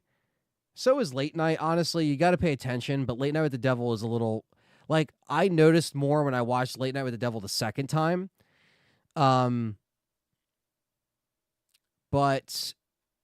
Longlegs is more of like, it kind of reminds me of Silence of the Lambs a little bit, where it's more of like a thriller kind of mystery solving the murders kind of thing, but you have a character that is very flawed in many ways, and you'll kind of see what I mean by that. So, and Clarice was flawed too in Silence of the Lambs. And again, I don't want to draw parallels to them because they're, Silence of the Lambs dealt with a cannibal, where this deals with, you know, Nicolas Cage. But there's still like more twists and turns in Longlegs than there is in Late Night with the Devil. Where Late Night with the Devil does have some twists and turns, but it's not as like, it does have mindfuck moments though. It's hard to describe.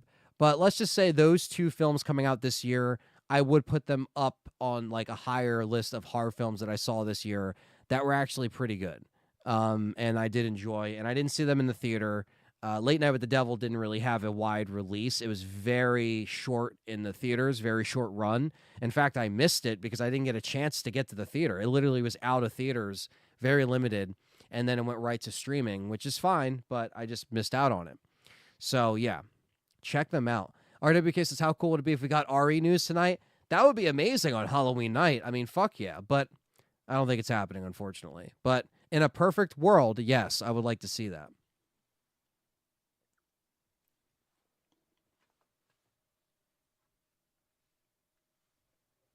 So, I didn't really have this on my list to show. I actually haven't opened this yet, but I was going to pop it open on the stream here.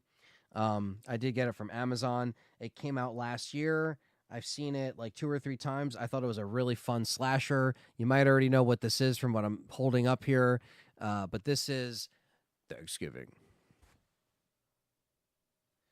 From Eli Roth. Very, very fucking just funny. And, I'm a big fan of Grindhouse. I'm a big fan of the Grindhouse trailers. And when I saw this was finally getting made, I was so fucking happy. And I actually got the 4K Steelbook. So we're going to open this now. And, yeah, just going to. Highly doubted, but AMD Ryzen got announced today, which will be the most powerful gaming CPU in the world when it releases. Yeah, man. Those new PC parts come. I'm still waiting for my graphics card. Once I get my graphics card, my build will be on its way, and I will be streaming that build, me and Perry. I haven't forgotten about my PC. Don't worry, guys. I was just waiting to actually get a graphics card. So here's a J card.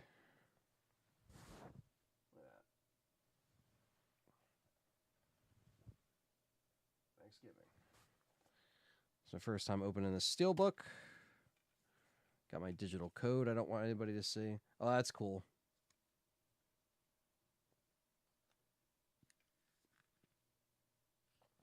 A little note from Eli Roth. Summer 2024. My dearest pleasure to present to you Thanksgiving and its glorious, lovingly mastered in 4K. This is the highest quality, most spectacular viewing experience, short of crawling inside across the skin and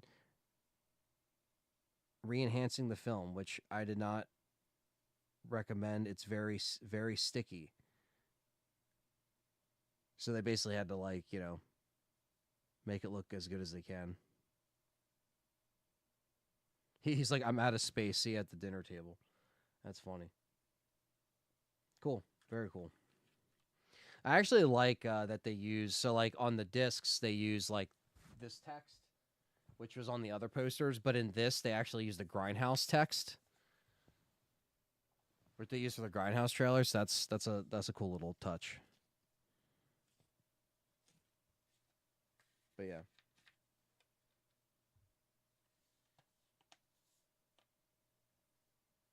And it's like, it pops, as you could see it, I don't know if you could see that, it kind of pops. That's cool.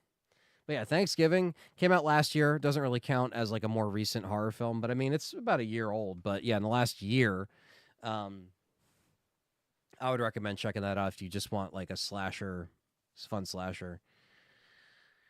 It sucks how a lot of movies are in theaters so little time. Yeah, man. Like seriously, like sometimes I'm so busy or like, I'm trying to line it up with me and Callie's schedule so we can go see it together or see something together. And sometimes you just get busy and you can't get over there. You know what I mean? And then it's not in the theater.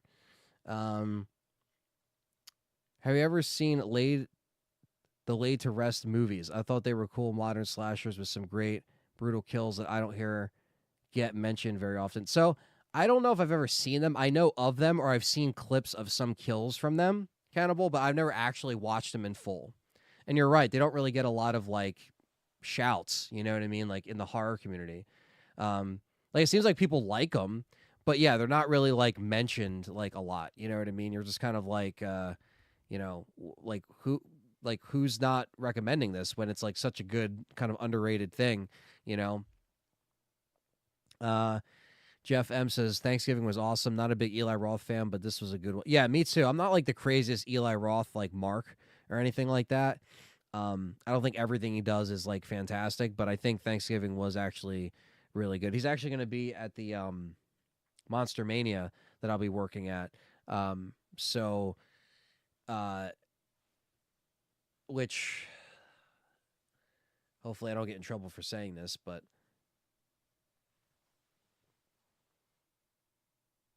we got Alec Baldwin, and this guy is going to be working with him. Not by choice. I mean, I was asked, and I was like, sure, I'll take one for the team.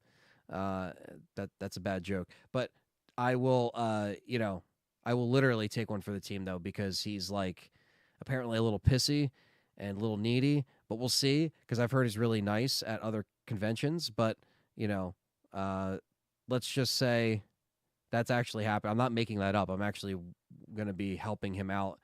He's only there for one day. I don't know what the hell. I don't know how the hell that's going to go over. But Eli Roth is going to be at that show. So there you go. Midnight Meat Train. That's a great one. Midnight Meat Train's fucking like that's. I mean, it was underrated back then. Now I think it has more of like a cult following. But that's a great one. Yeah, I did. Yep, the eyeball snip. Yeah, that was pretty brutal. Gangstalker says, I hope you have a great Halloween with friends. Also, everyone got to go out trick-or-treating with some peeps, getting to check out some abandoned places in the middle of nowhere. Take care. Nice, man. Have a good one. Have a great Halloween, Gangs Talking. Always a fun time streaming with you guys. And yeah, we'll be here for about another hour or so. Can't wait to hear the story on how it goes as Cannibal. Yeah, man. Like, I'm not kidding, guys. Like, yeah, Alec Baldwin is going to be there for a day. One day he's showing up at a show, and I will be helping him. I don't know if he needs a handler. I don't know if he needs someone to do pictures. But, like, I was warned. So, like, I get a text, and I probably shouldn't say these things on the air because it'll probably get me in trouble. But I don't think anybody that's there watches this stuff in full anyway, so maybe I'll be safe. But basically, I get a text from someone, and they're like, hey, because I wanted to work with Randy Bly from Lamb of God. He's going to be there, right? And I was like, hey, such and such, I'm a big fan of Lamb of God. Can I work with Randy? And then she was like, absolutely. If he needs somebody, we'll put you there. And I was like, okay. Well, I get a text earlier last week or this time last week. Randy doesn't need anybody, but, unfortunately, so I can't put you with this table. But, if, if you have any reservations about this, let me know. And I was like, okay, what is it? And it was about Alec Baldwin. And he's only there Saturday. And, Gina Davis is going to be there. Eli Roth is going to be there. Paul Razor is going to be there. Michael Bean, Tom Skerritt, Carrie Henn, Veronica Cartwright, Carl Toop, David Howard Thornton, who played Art the Clown. Yeah, so you have shit like that. Jason Patrick's going to be there. Shawnee Smith's going to be there from Saul. Ty West is actually going to be there, which that's going to be pretty cool. I wish I had a Maxine Steelbook for him to sign. Maxine was another good horror film that I saw this year. But tell them Randy Quaid or no dice. Yeah, fuck that. Isn't there like 20 of the bastard? Probably, Jeff M. But yeah, so that's happening. But yeah, and then I was like, all right, what is it? And then she was like, would you want to work with Alec Baldwin? Because, it's up to you if you have any, reserves about this. Like, would you not want, to work with him? Just let me know. We'll put you somewhere else. And I was like, because I was like, well, what's up? And then they were like, well, he could be needy. I heard he's a little bit of a, not annoying, but yeah, just very needy and very picky. And so they asked if I could do it, and I said yes. And I don't know if that's a good idea. I don't know if, you know, I don't know. I really don't know how that's going to go. Alec, Billy, Danny, Steven, there's an Adam Baldwin, but he's not unaffiliated with them bastards. David R. Jesus Christ. You said it, I didn't. But yeah, believe me, I made a ton of those jokes. For sure. But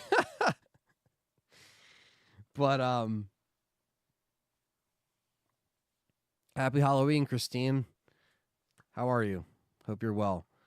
Depends if he's drunk or not. Well, that's the thing. So I heard that apparently he was at Steel City Con and he was wonderful. Like, people said he was awesome. He was great. Maybe because he's trying to earn blood money. I mean, money. I'm just kidding. These are horrible jokes. See, if anybody watched this, they'd fucking throw me out immediately. But yeah. Anyway, I'll be working with Alec Baldwin next weekend, which is just like, what is happening?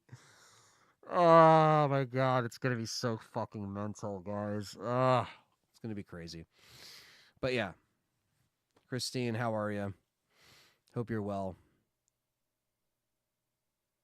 Joseph, what's up, member Joseph? What's going on? Thunders is still in here. Ghost Inhale is a member. Custom badges, emojis, polls, all that good stuff. Thanks to Thunders Productions. More than half the member rosters because of gifted memberships, because of Thunders and Nick Noguera and all these guys, gifted memberships left and right. So I appreciate that.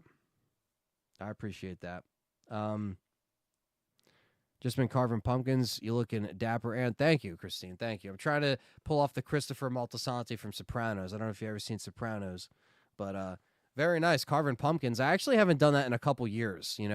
I didn't get a pumpkin this year. It would have been nice to actually get some for today. Now that I think about it, but by the time Callie gets home and shit, it's like she's not gonna want to do that shit. Ask Alec who his favorite Ari character is. Yeah, I will. All for the community. Thank you, Thunders. I will ask him that. Yeah, it's going to be interesting. I mean, I do enjoy working the shows, and I'm happy that like they at least checked with me if I wanted to do it first instead of just throwing me on Alec Baldwin. The only thing that would be cool is that if I only work Saturday, because he's only there Saturday. Like, normally I'm working Friday, I'm working Saturday, I'm working Sunday, because I'm with that guest star for the whole weekend, whoever I'm working with, right? But Alec Baldwin's literally showing up on Saturday and then probably has a photo op, signs for the time, and then leaves. So I don't know if I'm going to have a little bit of an easier weekend. Or are they going to put me somewhere else? Like, I hope not, because that would just be annoying to do like other shit. You know what I mean? Like, I usually just help them handle stuff behind the table. So I don't like doing like dumb shit like line control and all that shit. Like, I've kind of been there, done that. I put in my years, no offense to anybody that does it. It needs to be done. Like, we're all a team. Like, people don't understand, like, and again, I probably shouldn't be saying this because it's too much inside baseball for conventions. But if you work at Monster Mania, like other conventions, most conventions, other conventions actually pay their, staff or employees, right? But some people see staff and they think, oh, we get paid. We don't. We literally get paid $0.00 for 3 days straight on top of, traveling. They do cover our hotel rooms for away shows. But, like, it's one of those things where you lose money sometimes doing these shows. So, like, when we don't get hooked up with autographs and shit like that, it's kind of like, well, dude, what are we doing this for? You know what I mean? Like cold pizza, So I try to let sometimes the agents know, like, yeah, I'm not getting, I'm like, I don't let them know, but they'll ask me sometimes to be honest, like, are you paid for this? I'm like, no. And, sometimes, they throw you a little something at the end of the weekend, depending on the star and shit like that. But a lot of times that doesn't even happen. Like, yeah, I'm being more really transparent, but yeah, a lot of times it just doesn't really happen. Um, but I've been, very lucky to work with some amazing people. Um, Williams Ragsdale, Tyler Main, Tom Skerritt, um, Harry Hamlin was awesome. One of my favorites right there. Um,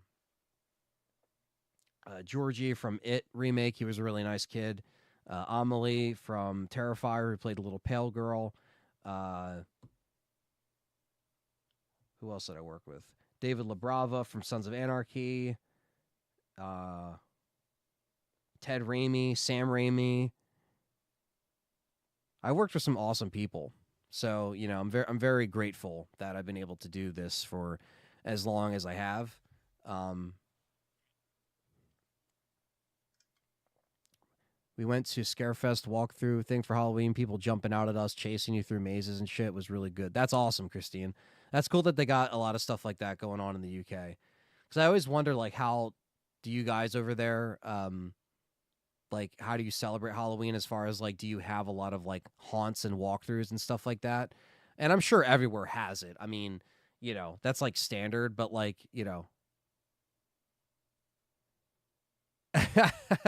Callie, what's going on? The picture right next to you, it's literally you, my Italian man. What's up, Callie? We were just talking about you. Well, I was saying, I was like, oh man, it would be cool if I actually had pumpkins for us to carve. But I was like, you're getting home so late, we wouldn't even have time to do such thing. And all the pumpkins are gone at this point. They're all taken.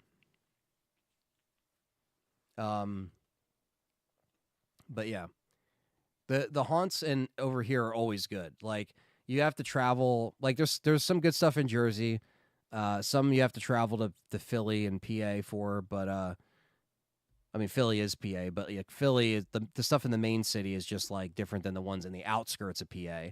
Um, because the one main thing in Philly is the Eastern State Penitentiary, and then when you go deep in PA, there's like Bates Motel. There's which isn't the actual Bates Motel. That's just what it's called. There's Penhurst Asylum. Uh, Jason's Woods, I think, is in PA. I think. I don't think that's in Jersey. So yeah, there's a handful of them that are really cool. Um, Callie is dressing up as Adriana. Yes, she is actually. Yeah, I'll post some pictures on socials. You'll see it. We're gonna take some dope pictures tomorrow. We're gonna have people over for a party tomorrow. So tonight we're kind of just hanging in. I'm gonna throw some candy at the kids' heads, knock them out with some Starburst and Skittles and shit. And then tomorrow's gonna be like um, the celebratory thing. Haven't been to cream makers in a while. I'm slacking. Stephen Mack, it actually gets better like every year. They actually do. I mean, they make a fuck ton of money. That's no surprise, but they do a good job at making the hayride as eventful as it is, and it's just very cool.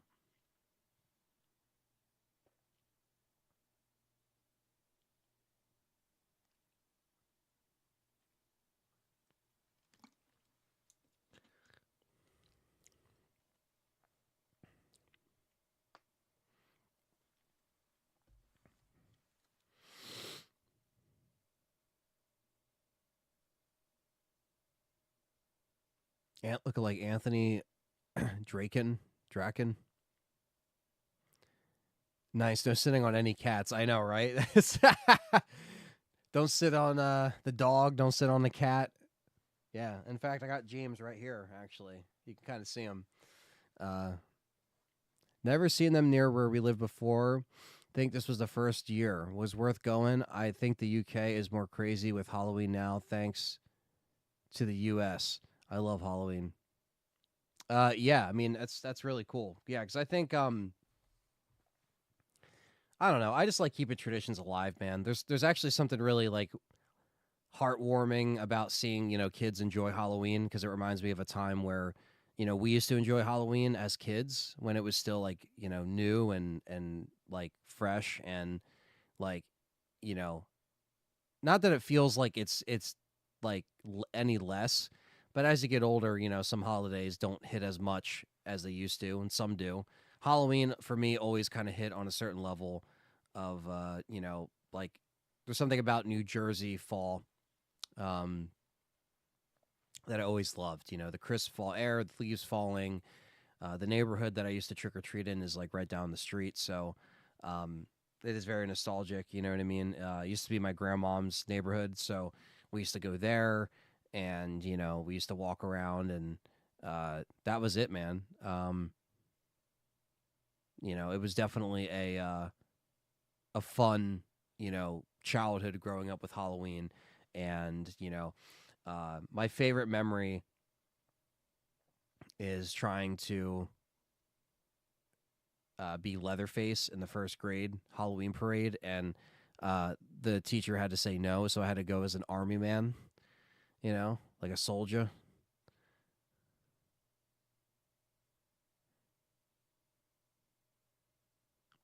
Last time I went on that hayride, I was on edibles, says Stevie Mac, so that was awesome. I mean, that's a good way to spend a hayride. I mean, the hayride now is actually just so extended. It's kind of crazy. Like I remember actually Stevie Mac the one time it was just after the lockdown when stuff opened up, and they made that whole section a walkthrough, and that was actually kind of crazy because like you normally ride through it and then it's a walkthrough all of a sudden.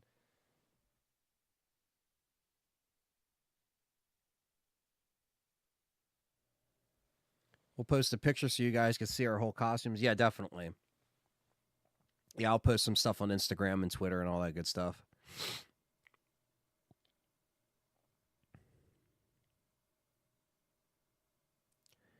Becca, what's up? Says, what's up, Aunt? Love the Chris costume. Thank you. Appreciate that. Leon YouTube's in here. What's up, man?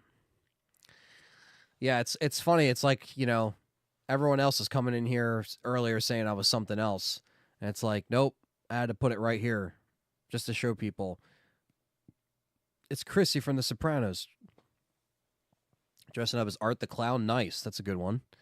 He's going to be the actor, David Thornton. He's going to be at the Monster Mania doing an in-costume photo op.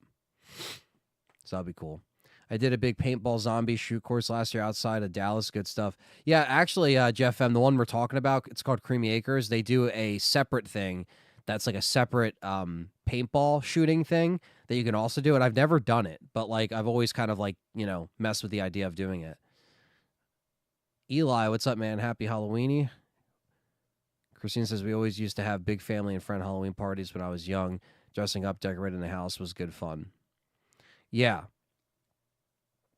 Yeah, that's just I think some of the memories of that, coming home from school, getting ready for trick or treating, the old classic like orange buckets that used to carry around with the designs on them and shit like that. They were like purple and orange, At least that's what we had before we used like pillowcases in like, elementary school.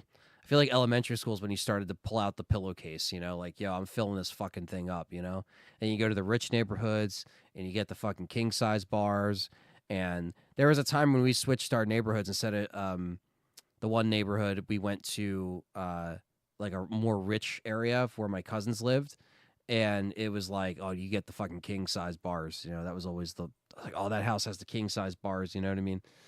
Um, Always love going by the farmland areas during the fall up here in North Jersey. Reminds me of Night of the Living Dead, 1990, or the hillbillies hunting zombies and the OG Dawn of the Dead. Yeah, man, we had, like there's a lot of great fields in North Jersey, South Jersey. Definitely Night of the Living Dead vibes, or remake vibes for sure. Um, it's so cool. Uh, And we have that's why I think Creamy Acres is cool over here, Cannibal, because it's like in the middle of the farmlands in Mullica Hill. I don't know if you're familiar with Mullica Hill or of that area, but it's literally like in the middle of farm fuck nowhere. And yeah, it's just a great spot to have all that haunted stuff set up. RWK says I'm doing a hayride tonight with the kids. I pull a trailer with my side by side, not tractor. Hey man, that's cool. Enjoy the hayride if you're going with the kids. That'd be cool. And yeah, Becca, yeah, we have a lot of Terrifier hype at our conventions. So Thunder says I carried a pillowcase. I mean, dude, that's the way. My movie accurate Deadpool suit just came in the mail a few days ago. I'm gonna go to contest music rave tonight. Nice, Koba. Enjoy that. That's gonna be killer.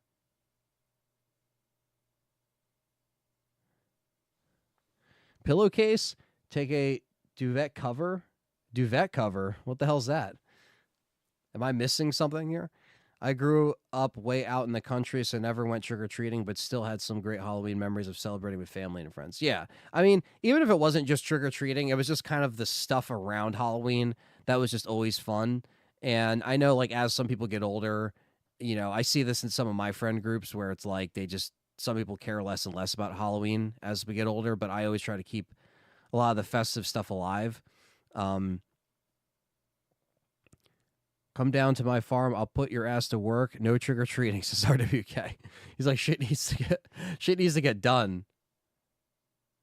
Oh, I think you'd call it a quilt. Okay, a quilt. Okay, yes, a quilt. Yeah, just fill that fucker up, man. I don't know. Yeah, the pillowcase was always the hack. You know. Uh,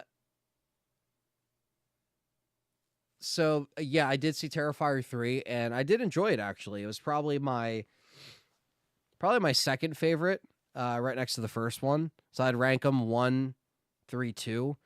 But you know, like I get the hype. I understand why people really like them. Like I said, it's really hard for like horror films nowadays to have an iconic figure. And Art the Clown is really a iconic figure that seems to be really sticking with people. We always had Pennywise the clown, but Art the Clown specifically being a mute clown, but being able to act the way David Howard Thornton has brought that to the table. You really don't see like iconic horror icons like that anymore stick around the way that Art is sticking around. No one's ever going to beat like the classic Universal monsters or Ghostface, Leatherface, Michael Myers, Jason. Like you're never going to be on that echelon. But the fact that Art has kind of stood out on his own, I will give him credit for it. Like I think it relies on the actor's ability and the fact that like I do think some of the movies like the torture kills and stuff like that aren't for everybody. It's not even my favorite genre of like horror, but I do like the effects. I think they're very well done in Terrifier. I think for lower budget filmmaking, it was very fantastic to see that blow up the way it did, especially during the second one when it really blew up. Um, so it's cool, and like I see the lines at conventions, man. People line the fuck up for Art the Clown, like it is. And then he does the in costume photo ops, and they're doing the Christmas photo op now for 3. And, so yeah, it is cool to see. It sucks that a lot of people lose interest in Halloween. They get old when they get older. Too much adulting is bad for the soul. Yes, it is. I mean, I guess it's trying to hold on to the innocence, but also Halloween doesn't have to be so innocent. It could be a little, fucked up. You can get fucked up. You can go out and dress and jump up and down at a fucking party, at a rave, like fucking Koba is going to be doing, jumping up and down, winning costume contests and shit. Like, I feel like Halloween can get edgier as you're like older, and it's still fun, but it just depends on where you land on how you feel about Halloween. To be fair, I quit trick or treating at 13, but hung out with friends a lot those years. Yeah, I think I stopped around like 15 or 16. I kind of milked it towards the end. Like I was like, I'll try to push this, but then I kind of felt weird being like almost a senior in high school, and I was like, yeah, I should probably stop fucking trick or treating. Let me get another water, and I'll be right back.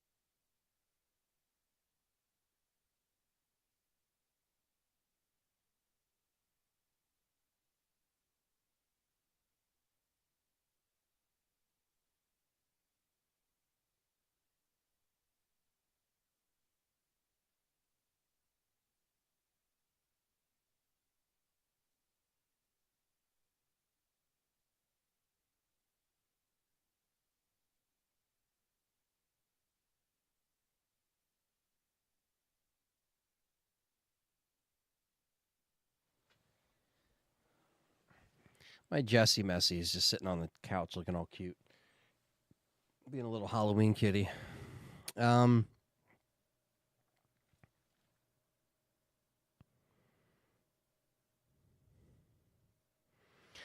Nope. Looking at pictures though, and can definitely see what you mean. Damn, we're on total opposite sides of the state. I'm way up by Sussex. Okay, so yeah, you're up there. Yeah.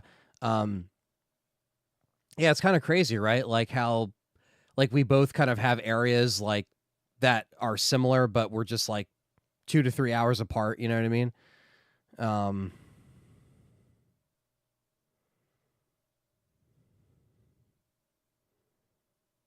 You strangle a customer for being a little too mouthy. What?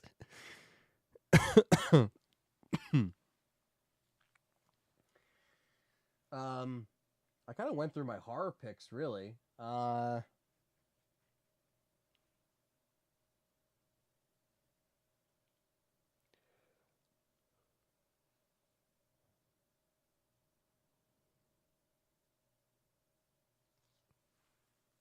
did pick up. Where did I put it?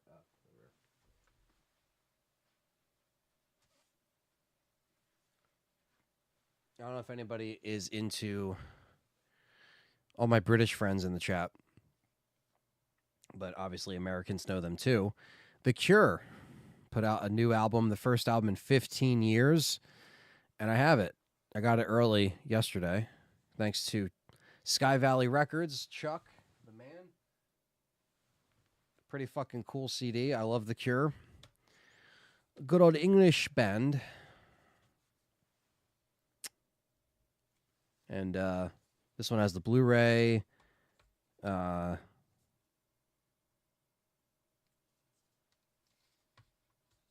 instrumental CD, and then the main CD.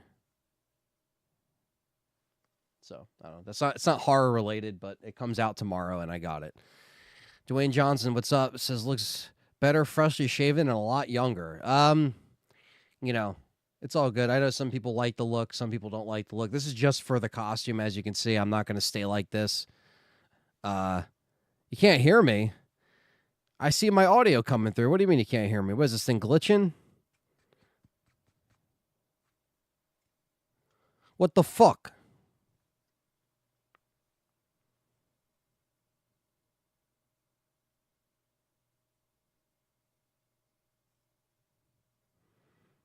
This one's in New Jersey. Dude, that's like 5 minutes away from me. Oh, yeah. He's in Jersey. Pizza Face can hear me. Okay, so maybe Leon is earmuffs. Layers of Fear is creepy, says Captain Catch. Layers of Fear. Is that another movie that I have to check out? Yeah, I kind of went through like what I picked. What else was I going to bring up? Oh, yeah, so let's talk about The Cure is fucking great. Yeah, man, this album, it comes out tomorrow. Songs of a Lost World, man. It's sad, it's beautiful, it's cathartic, it's everything that I kind of wanted in a new Cure album. I saw them live for the first time in last June at Wells Fargo in Philly, and it was one of the best concerts I've ever been to, hands down. Robert Smith does not give a fuck. He sounds amazing. I don't care if people make fun of how he looks like an old cat lady now. I don't give a fuck. Robert Smith is the man. He made sure there was no fees. Robert Smith, let me tell you something about Robert Smith. He literally told Ticketmaster to go fuck themselves, and they can take those fees and stick it up their ass. Like, he saw that fans were getting charged fees. Every single ticket of every single show of a fan that bought a legit ticket through Ticketmaster got all their fees refunded in their account. Like, Robert Smith was literally like, refund them. Like, it cost the Ticketmaster like $2 to $3 million. That's the fuck you power that Robert Smith has. Let me tell you something. With all these annoying shows that you go to and you get fucked with fees and Ticketmaster screws you, Robert Smith was like, you're going to refund it. And they fucking refunded it. And, like, you know what I mean? Like, and guess how much shirts were at a show? Guess how much? Not 50, not 40, not 30, $25 shirts. The lowest tour shirts, legit tour shirts that I've ever seen at a show. Phenomenal. Like, you already have my respect there if your music wasn't already good enough. Anyway, that's my ramble about The Cure, but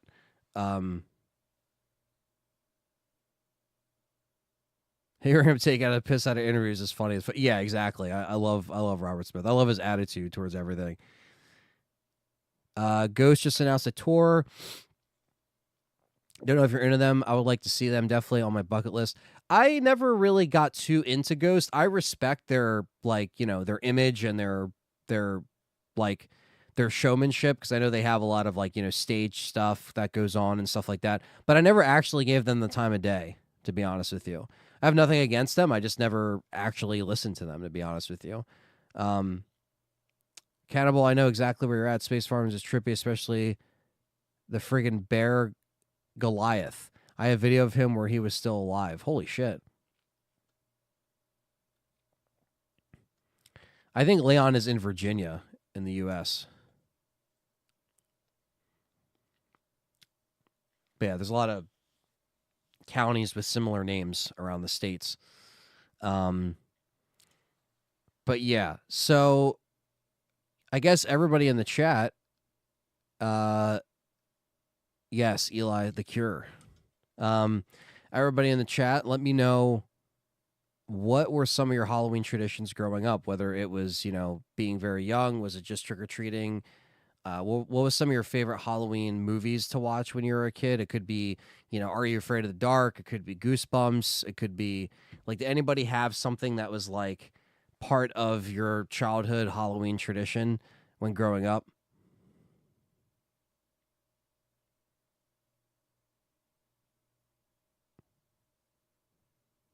Yeah, it's always funny when someone is, like, more local, and we all get the references at each other, like, we know, or, like, you know, that's funny. I mean, again, this is why the internet's crazy, because you can meet somebody, like, you know, that's so close.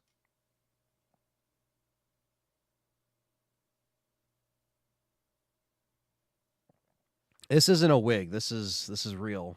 This is real hair.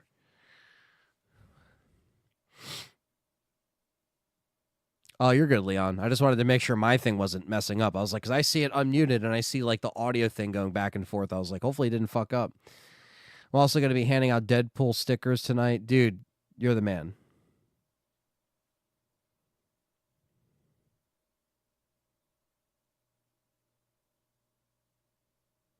The only thing I don't have that matches, like, Christopher is the brown hair. I have black hair, but that's the only thing. Like, you know, I wasn't going to dye my hair brown, so that would look stupid on black hair.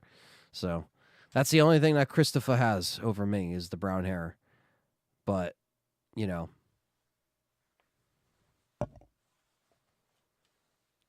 try my best.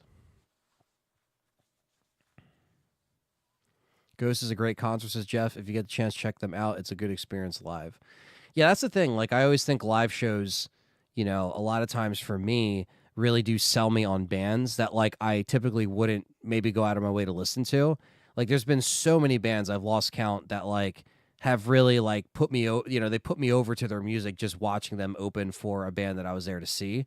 And that's cool. Who is handing out basketball cards for Halloween? Oh, man.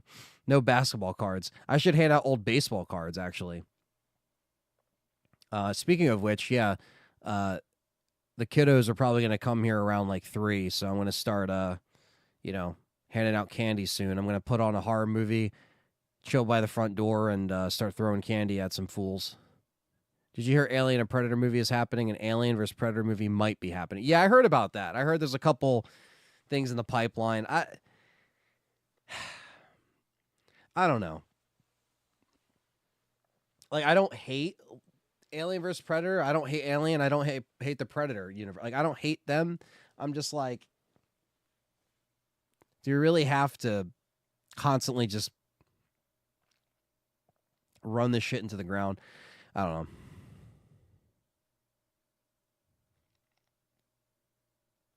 Anthony, search Goliath the bear at Space Farms. The bear was freaking massive, like 13 feet tall and 2,000 pounds. Holy shit. We'll continue with the fond Halloween memories as a kid or growing up while I look this up. Anyone in the chat, put your Halloween memories in the chat and we'll read them out, and I'll share some of mine as well. Let me look this up.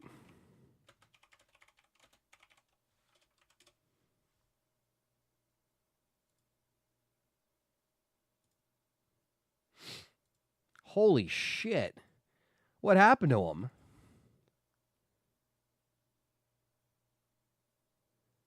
That's fucking crazy. What, do they take him out because people complained? Or is it no longer there?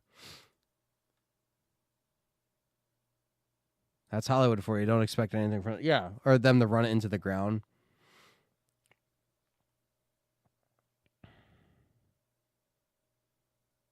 They sell them at Costco. Hopefully the new AVP movie is good. Yeah, hopefully. I haven't seen Prey. I didn't see that movie. That's a Predator movie. And then I still haven't seen Romulus. Like I think I have it downloaded. I just haven't actually watched it. But okay, so continuing on with some Halloween memories. You guys can put some more in the chat. Cannibal says, I have a fond memory of getting home from school, seeing that Phantasm 3 was on TV while having a bite to eat and getting dressed up for Halloween before hitting the roads for trick-or-treating. That's awesome. That's a great memory. I have a great memory of coming home from school, eating, dinner or whatever, same thing, and Halloween 4 was on TV. And I was like, oh, this is awesome, like horror movies are just on. It was such a great... It wasn't my first time seeing Halloween 4. I think at that time I already rented, the line of Halloween films, because that's kind of how I would be. I would always just fucking watch like everything,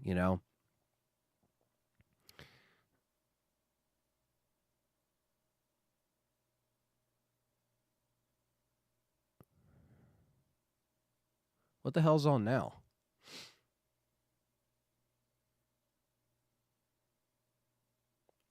Oh, they're showing... Is this Rob Zombie's Halloween 2? Yeah, it is. Now they're showing Rob Zombie's Halloween 2 on AMC. Ghost definitely grew on me, says Angie. More people putting over Ghost. What's up, Bryant in the house? What's up, man? Hope you're well. My favorite Halloween memories are Halloween specials or cartoons as a kid. Nice. Prey and Romulus are great, says Leon. Still got to check them out. Horror fan for life. What's up, man? We're just talking some Halloween memories, Halloween festivities, growing up Halloween. What was some of your favorite movies to watch or traditions, stuff like that? Anybody want to chime in? Just to kind of, we'll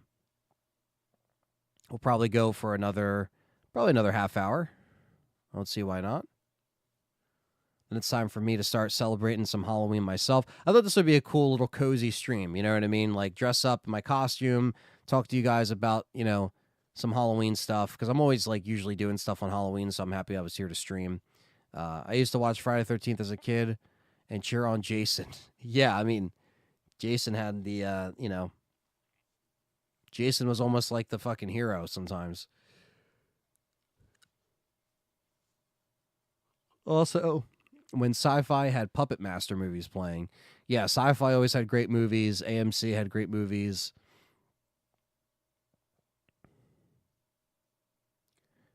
It's the Great Pumpkin, Charlie Brown. It's a Halloween classic right there. Yeah, I mean, those are some actual classics.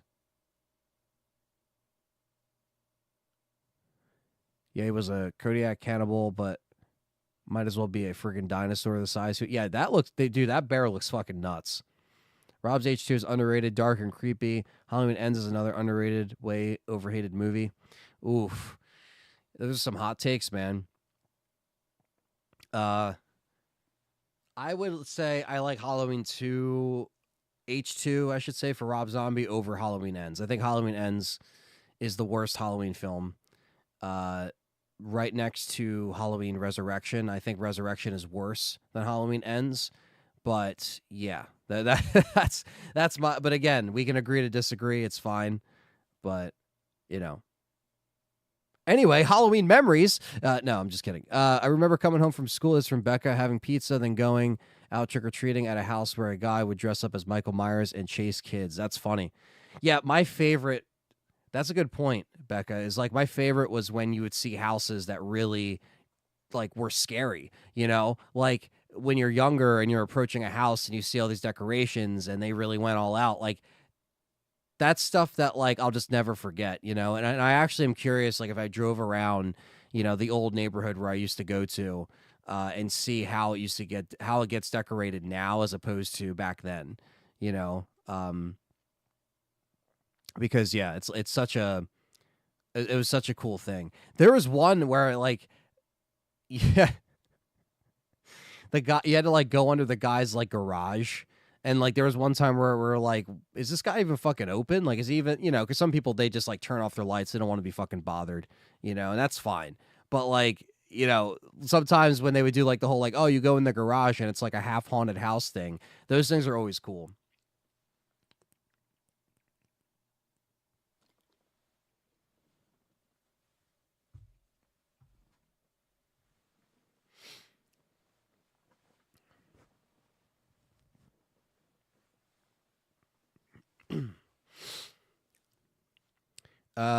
This is horror series.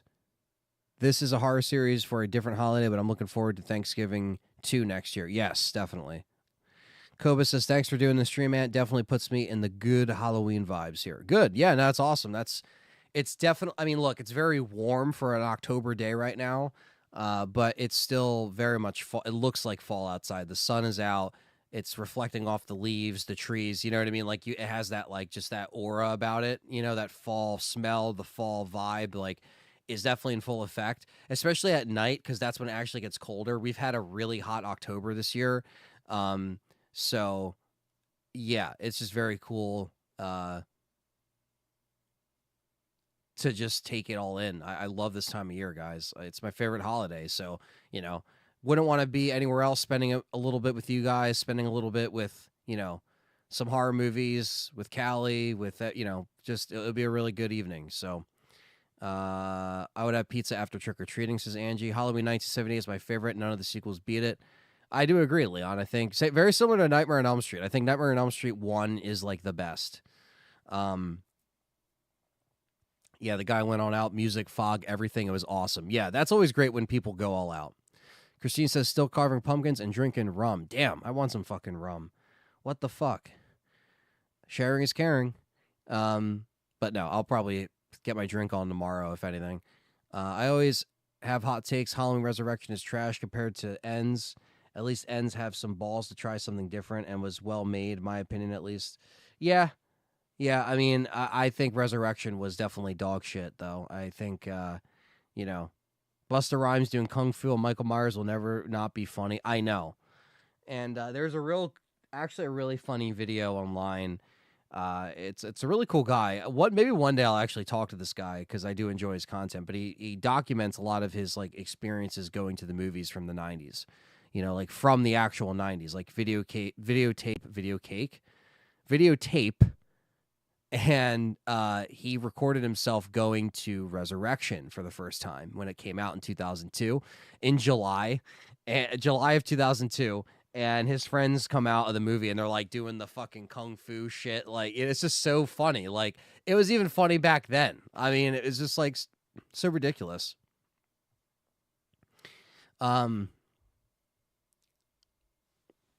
Greetings from Denmark. You look smexy as hell, says Mads. Well, thank you. Let's see here. Happy Halloween, resident Dr. Evil in the house. I remember me and my friends egged houses one year and never again, but it was fun. Oh my God. Yeah, that's the true mischief. Devil's Night, as they call it, right? The 30th into the 31st was always Mischief Night. I never actually had any Mischief Night like antics. I never was able to sneak out. Maybe if I hung out with like kids that were into that shit, I probably would have done some dumb shit like TP a fucking, you know, a park or something like that. I actually knew a bunch of kids that literally did the park like across the street from us. And it's like, why would you do that? You know what I mean?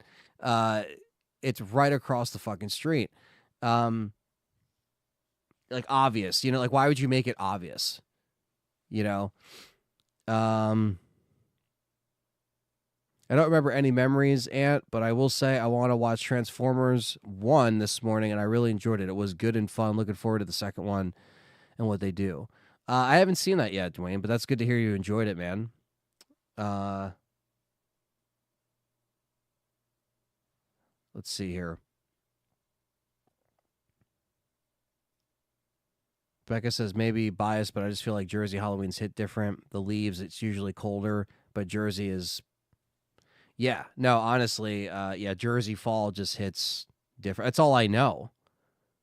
You know, that's all I know. I mean, I've been here my whole life, and you know, it's like kind of part of me. Like these fall uh, activities and like the Thanksgivings and the Christmases, like spending it in Jersey is all I know. So if I'm ever in a different area, which you know is most likely that I'll be somewhere else or somewhere else in Jersey, maybe or maybe PA. I'm not sure where you know me and Callie may end up as far as like location in the near future, but you know, you never know. Like, but I like to at least stay on the East Coast because I like having seasons and stuff. You know what I mean? I don't like a lot of snow, but you know, it is what it is. You know what I mean? Like you're gonna get different weather throughout the years, but yeah, Jersey all around. You know, I do like a lot of the you know, the seasons. Like I said, I like actually having seasons. Um, Halloween 78, Halloween 4, H2O, and 18 are my favorites. There's some good picks. Some good picks, Horror Fan. Some really good rum does sound yummy with ice cola. I've been sober for 3 weeks now, just doing some personal work on myself, taking a break from the parties. Nothing wrong with that, Camame. Nothing wrong with that. I kick arse for the Lord. Uh, Shout out to underrated Halloween 6 theatrical and producer's cut. Yeah, I do like Halloween 6. Are you going to play Silent Hill 2 Remake New Game Plus? Um, so I did a second playthrough. But it wasn't really New Game Plus. It was just like another new playthrough for the review to get footage for the review. But I haven't actually done a New Game Plus, Bell. So yeah, you kind of look like Scarface. Well, I mean, that works too. You know what I mean? I do like Al Pacino, so that could work. The Kung Fu Busta is hilarious. Going to watch the original Halloween later. Yeah, me too, Christine. Me too. I might actually throw in Halloween 3 after this to kind of break the mold a little bit. So it's like I don't want to watch Halloween 1 right away. I'd rather watch 3 first, maybe, because it's like a little out there, you know. Me and Caitlin, my fiance, have been watching horror movies all month, plus tons of Tales of the Crypt episodes. Love Halloween. That's awesome. X says, looking good, Christopher. Thank you, man. Thank you for actually getting it right. Are you considering selling your PS5 and get the PS5 Pro? No. My main focus is just trying to get this graphics card so I can get this PC built, and the console stuff I'll worry about later. Now, again, my dad does want a PS5 Pro, and that we're working on. We already have it pre-ordered, but we're working on getting that for him for his, you know, birthday / Christmas stuff. So, will I have a PS5 Pro in the house? Yes. Will it be mine? No. But, you know, my dad deserves what he wants. You know what I mean? At this point in his life, you know what I mean? He could, if he wants something, get the man a console. You know what I mean? So, I just finished Halloween 1 and watching 3 now. Yeah, there you go, Jeff M. Yeah, I'll probably do the reverse. I'll probably do 3 first as like an appetizer, and then go into 1 a little bit later. Right now they're showing Halloween 2, and then maybe they'll restart after this. I'm not sure what they're doing on AMC. If you're the director of Code Veronica remake, what would you improve or change? Asked Mads. I would probably just kind of streamline a little bit, balance out Claire and Chris's gameplay as far as how much you play as them. Maybe trim down a little bit of the backtracking and streamline some of those elements of Code Veronica. But other than that, I wouldn't change a lot of the story. I would keep that the same. Not cut anything major out, but just streamline some of it. Maybe play as Chris and Claire more of. I don't know the percentage of how much you play as Chris and Claire, but maybe balance it a little bit more when Chris goes to rescue Claire and stuff like that, and it switches over. But yeah, Horror Fan says, cheers to being sober. Been sober for 2 years. Congrats, man. That's awesome. I pre-ordered the Pro and gave up my regular PS5. Yeah, man. I mean, look, I think for how much the PS5 Pro is, I think letting go of consoles is like the way. You know what I mean? Because when GameStop is still around right now, as they are, you want to take advantage of them. You know what I mean? Like, trade in your shit, get some money for it, because when they're gone, you're not going to have the luxury of that. You're going to have to sell it, ship it, deal with people hitting you up, not knowing if they're fake or not. Like, GameStop is a piece of shit. We always say that on our shows, but use them while you can. Trade in your shit, get money. I know right now they're giving way less for the PS5 than they were a few months ago, because of course they lowered it after the Pro came out. But my dad made a few trades as well, so we were able to. Well, I made a few trades for him basically, so we were able to knock down the price a little bit, which is not substantially, but like $300 something off of it. So it all helps. You know what I mean? And exactly, Camame basically rented it for $200 and sold it for $300. Exactly, you rented it for a few years for $200. That's not bad. Like that's how you have to look at it. Like, I know it's really expensive. $330, nice, man. So yeah, it's just like you did the right thing, man. And I'm happy that like people like you, Cam, and everyone else in the chat, you actually listen to what I have to say. You listen to what me, Perry, and Frank and Fred say on Game Complainers. Like we try to let people know about this. Like, look, like trade in your stuff. Do it now if you want to, get the the better console. Get that and just enjoy it, man. Just have a good time. Now, I'm in a position where like I really just have to get this PC fucking built, and I have to get this graphics card. So that's why I'm not really focused on spending a lot of money on like dumb shit right now. I'm not even getting a lot of stuff for my RE collection, like movies here and there, sure, but that's like really cheap. But like I'm trying to just get this thing built, and then like I'll get the Pro later when the price drops, or like whatever, you know what I mean? Or if I decide to trade in my fucking 5, which is right here on the desk, and I'm like, you know what, I'm ready for the Pro, who knows? But not right now.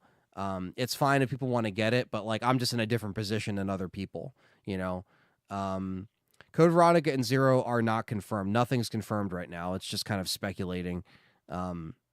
I always thought the crazy magic stuff in Halloween 3 would be a cool explanation for Michael Myers, how he never dies. Yeah, that would be really cool if they ever like put that in there. Cannibal says, I can't watch Halloween 1 without 2. They just flow so well. Yeah, man. Honestly, yeah. Like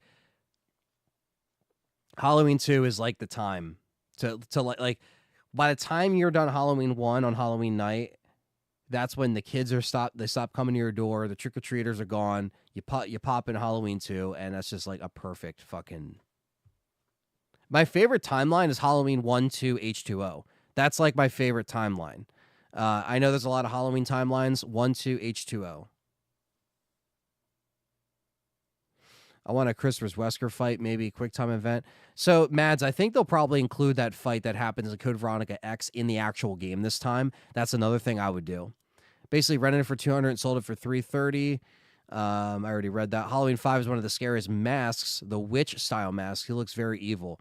Yeah, I got my Halloween 5 down there signed by Daniel Harris, the tin, if you could see that over there. Insomniac is carrying PlayStation right now. Venom game is the only reason I'm getting a PS5 Pro. Yeah, I mean, a lot of the stuff is coming to PC nowadays, and, I guess we'll see, how this handles. But, yeah, I mean, the Pro is hopefully going to be good. It comes out next week. Literally a week from today, the Pro comes out. So I appreciate you guys and how you are all open to your opinions. Also, you guys know about the issues with gaming industry and aren't just hiding it behind the curtain. Yeah, exactly. Exactly, Cameron. We just try to be honest. Look, we amp it up.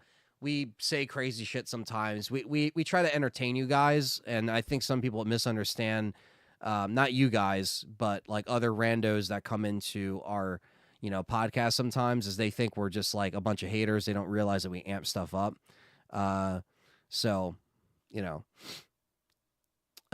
Crazy thing, Rick Rosenthal directed 2 and also directed Resurrection. I know, right? What a fucking difference. I will say, though, Xbox would be fucking morons for releasing a Series X Pro in time for GTA 6. PS5 Pro sales are going to destroy the Series X.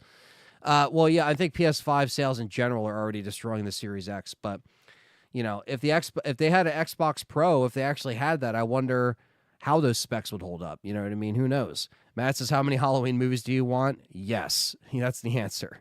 Yeah. In your opinion, is gaming basically dead? A lot of content creators are saying the industry is just trash at this point. I wouldn't say it's dead. I just think that like it's constantly shifting right now. You know, what is live service? What isn't live service? You know, like what is really worth full price? I think there's a lot of things these companies do that make it feel like it's dead sometimes, like, you know, games coming out incomplete and, you know, shit like that. Like I think there's a lot of longing for better.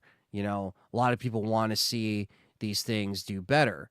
And yeah, I just don't know where we're going to be going from here. So I wouldn't say it's completely dead, but I think there's a lot of stuff that constantly irks us as far as just being so fucking like, how did you mess this up? You know, like, how did you mess this up? Like, I know games are getting more like complex and complicated, but why can like Capcom hit every game out of the park or most games out of the park, and then you have these other companies that work for Microsoft, for example, or even Sony's not innocent. They just shut down the whole Concord studio. 8 years for making Concord. Sony lost their ass on that game. No wonder why the Pro's almost $800 with the disc drive, because they're trying to make up the fucking money they lost. They lost a fuck ton of money. Why are these companies fucking up? I don't know. Will we ever know? Who knows?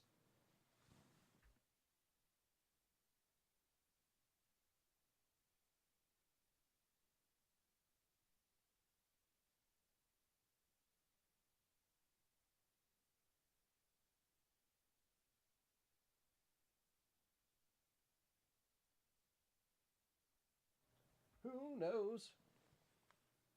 The joke is on you.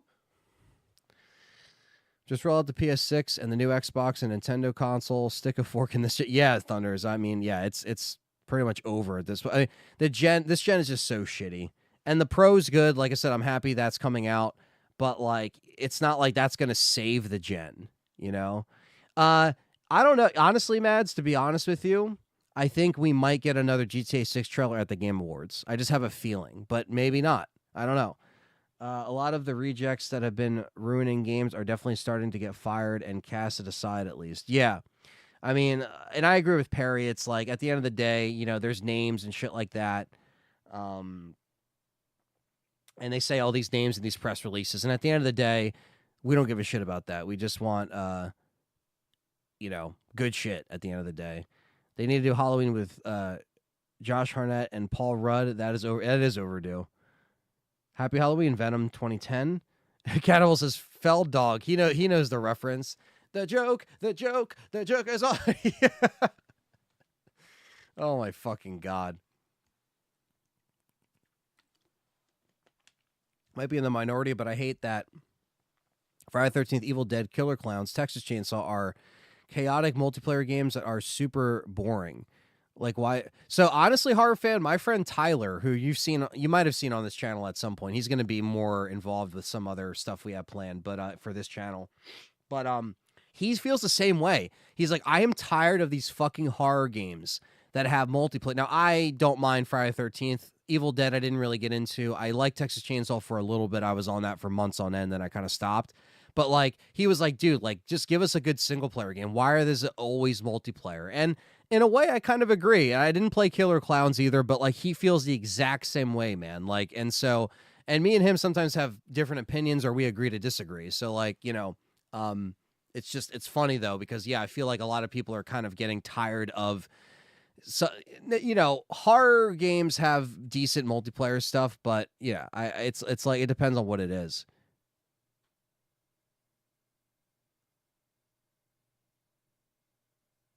If you're gonna play a character from The Sopranos, let's hear your best Sopranos accent. Oh my god. Uh it's a good. There's some good ones. I'm trying to see if I can do an impression though, and do it like as Tony or as Christopher. Which one? Hiring that nerdy ass guy talking about the PS5 Pro was stupid. Yes, he was very creepy. Next year, dress up as Feldman, wailing out the dang guitar solo. Callie could be one of Corey's angels. Uh, the guitar solo videos is so fucking stupid. Like again, he's definitely trolling, and Like, and I know he's trolling, but he's not. Like he's it's almost like he's in gimmick, but he's not. You know what I mean? Um, oh my god.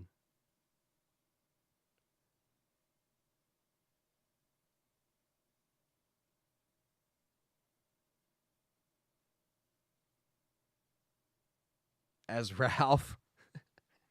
How's it going, Cappy?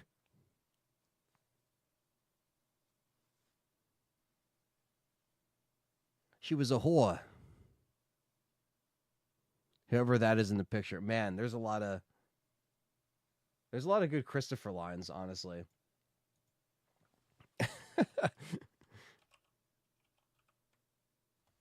There is a lot of good Christopher lines.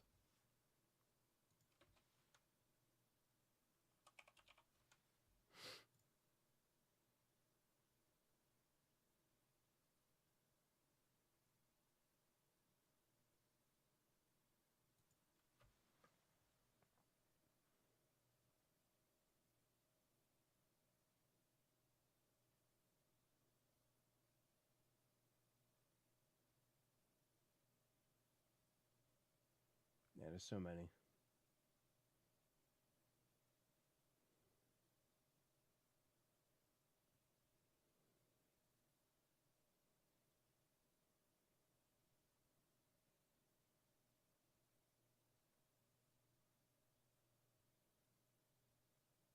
That's one of my favorites right there. You touch a single fucking crust, you're gonna wish you took that job at McDonald's. Fill up the box. I'm actually surprised you didn't dress up as as an Ari character. Yeah, you know, I like to do I like to switch it up. This one was cool because to be honest with you, Callie wanted to do like a couples s costume, so I did Christopher. She's Adriana.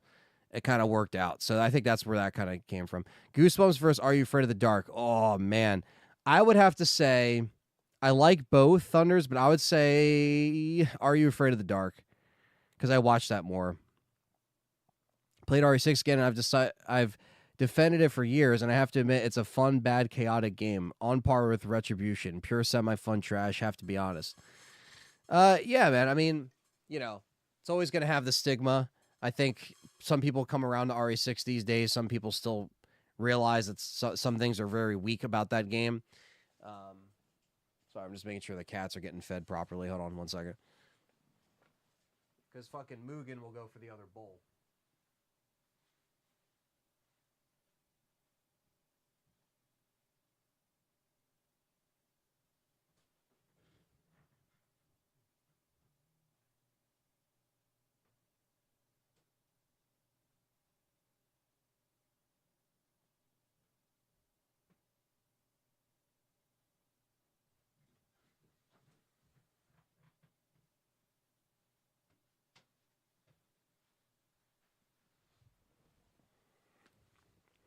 Could have been Leon. She could have been Ada, vice versa, if that's what you're into. Jesus. Are you and Callie doing anything for Halloween or just chilling? It's a good question, Christine. Pretty much just chilling. She's working today, so she works until like 8. Um, so, you know, that's basically the bulk of the day. So, unfortunately, I can't spend the whole day with her, but tomorrow is a different story. Tomorrow is going to be like kind of our celebration being together because we have like, you know, people coming over and stuff so we can dress up and hang out with everybody. So, it'll be a chill day. So today will be just kind of more relaxing. I figured I'd do this stream for a few hours, upload the podcast that I have lined up for you guys, and yeah, when she gets home, we'll just watch some horror movies until late, and then just hang out. You know what I mean? So yeah, it's gonna be a pretty chill evening. I'm probably gonna hand out some candy to the trick or treaters we do get. Some years we get a lot, some years we don't. You know what I mean? So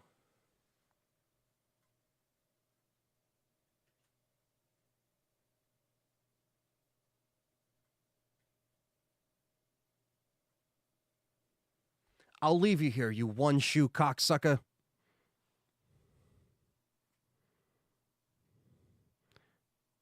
Oh, it's not my anniversary. No, it's not. It's not our anniversary until the 28th of February or the 27th. Sorry, she's gonna kill me for that one. Um, but yes, that's gonna be that's a little bit later. So don't worry. That's later. That's not in October. That would be cool to have an anniversary in October, but no, we're just gonna celebrate the Halloween occasion, so to speak. So, are you afraid of the dark for me as well? But that's a tough question. Also, Halloween episode of Pete, and Pete is amazing. That's the thing. I gotta rewatch a lot of these shows. I know people were bringing up like the horror shows last time, and yeah, I have to like, you know, I kind of have to. I have to actually find where are they streaming, like Goosebumps and that, you know, because I'd have to check that out. Sounds good. Treat yourself to a drink. All the trick or treaters have gone now here. Oh yeah, what is it over there? It's at 8 o'clock over there. That's the way I heard it. Oh no, you're good, Captain Catch. No worries. I kind of said it weird anyway. But yeah, definitely I'll maybe have a drink. Have a drink, have a smoke. Predictions of RE 30th anniversary. Maybe I don't know. A lot of people are thinking maybe a remake of the first game again, but I don't know if they will have that out by 2026, but it's possible. That's the big rumors around the wheel, but who knows. Wish the RE Classic Collection would come out to PS5 already. Don't look like it's gonna happen. I know, Venom. It's fucking it's so stupid of like why this isn't a thing still. I did a video on it. I also kind of talk about it in the podcast episode. I am putting out a new episode of the LTRE podcast. And these aren't really podcasts. These are more just like hangout discussion, kind of shoot the shit with the chat. But they're treated like a podcast in a way. So people like, hearing that. So, in that like kind of free form way, they like hearing discussions like that. So it is just as long as a podcast. So if anything, it's kind of more of like a free form show. But yeah. 7 here in the UK. Our clocks went back on Sunday. Even better. Yeah. It's 7. Oh, okay. Yeah, your clocks went back. So I think ours goes back on Saturday or Sunday, I think. So, okay. So you guys have the wind the clocks back before us. So it's only 7 there right now, not 5. So you're 4 hours ahead of me right now, not 5. That's so crazy. So yes, Christine and Captain Catch are the UK viewers with us. That's really cool.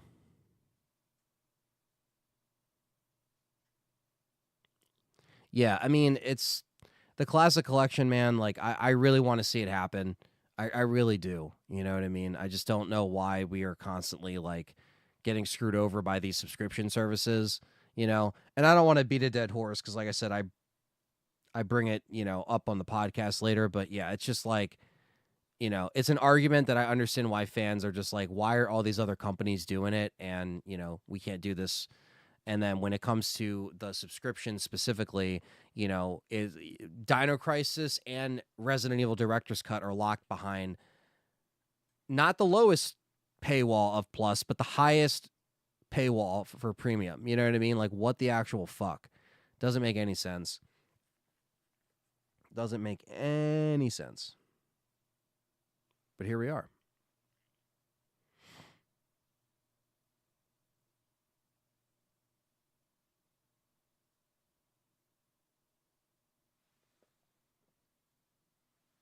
Sorry, my cats are eating now.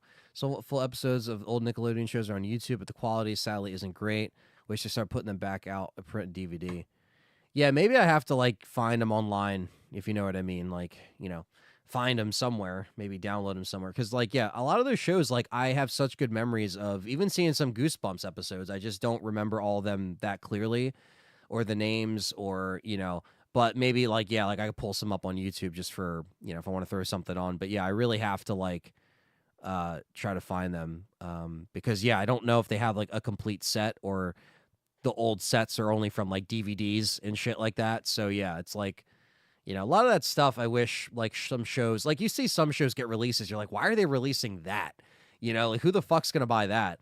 And then other shows that never get like the physical media treatment, it's like, you kind of get shit on with it because they don't release it.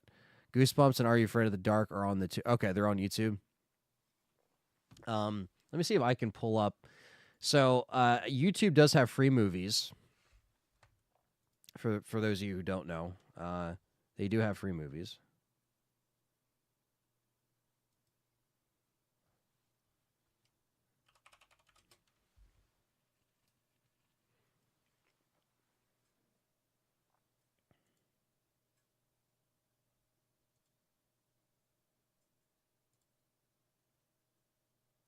I don't know why it doesn't fucking load when I do this here. I'm just simply trying to like pull up the list, and this YouTube thing is so fucked up. There we go. I don't know why it wasn't showing up. Anyway, so there is free. If you're just looking for something to throw on, there is free horror movies on YouTube with ads. But you can watch them if you watch it on a browser with free, or I'm sorry, with no ads. You could just check it out. But here are some free horror movies that you might want to check out. So let's see if it lets me.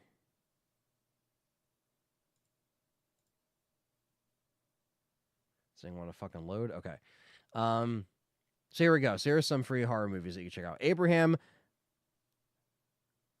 Lincoln, The Vampire Hunter. Jeepers Creepers, the original. Carrie, 2013. Killer Clowns from Outer Space. Jeepers Creepers 2. The Fourth Kind is free on YouTube.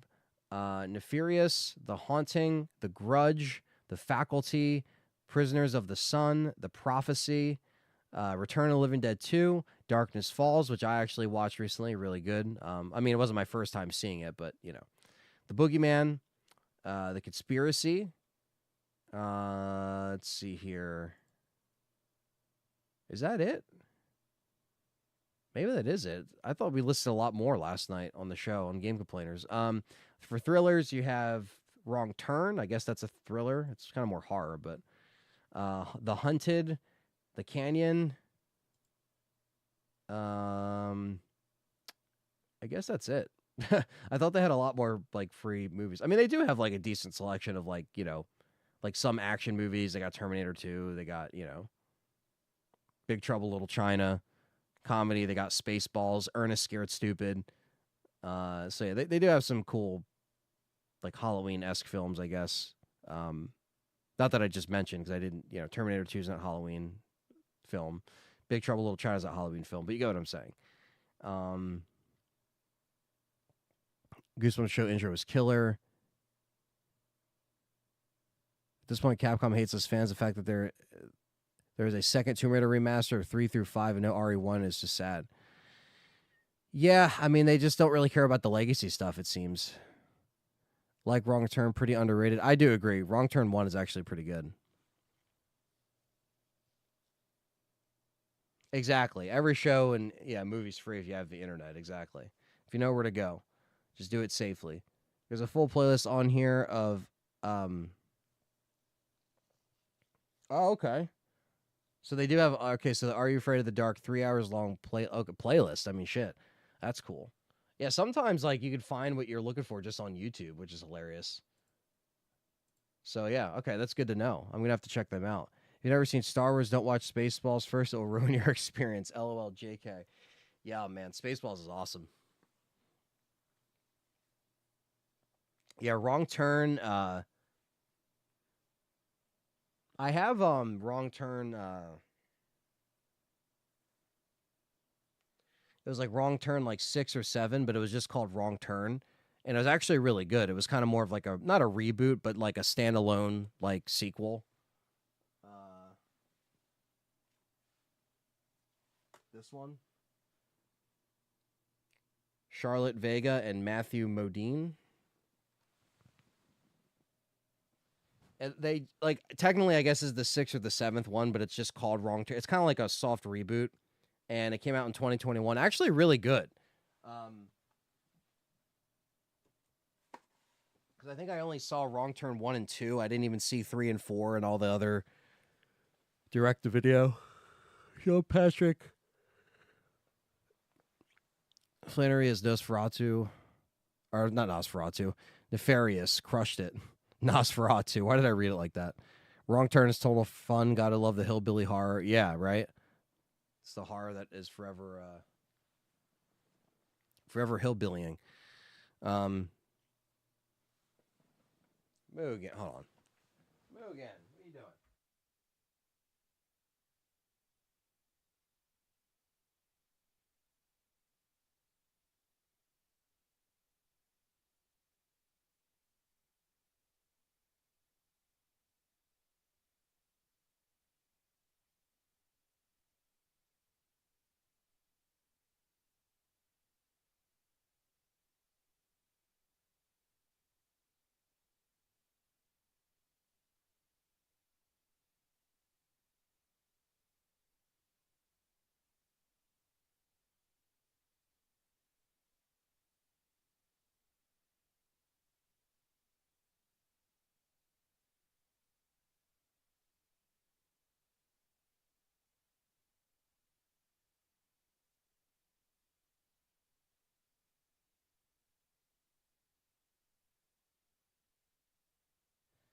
Sorry, I had to adjust my cat to go to his food bowl.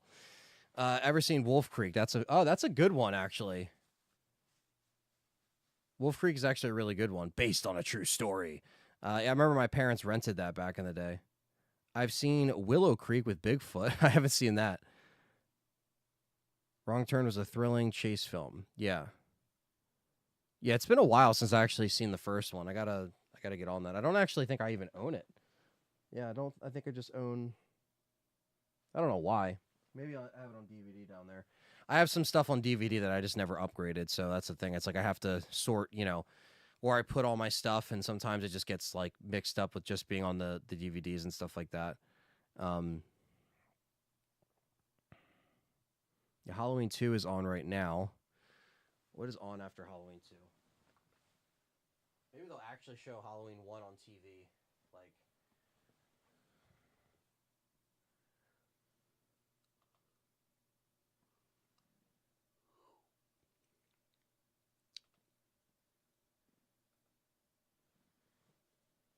oh, The Shining is on. Nice. That's a good one.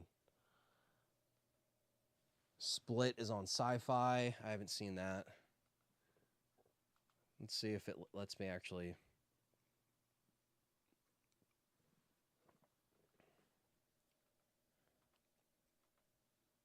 Oh, Resurrection is on at 5. Ew. Okay, and then the first one comes on at 7. Okay, that's a good time to start Halloween 1 on Halloween night.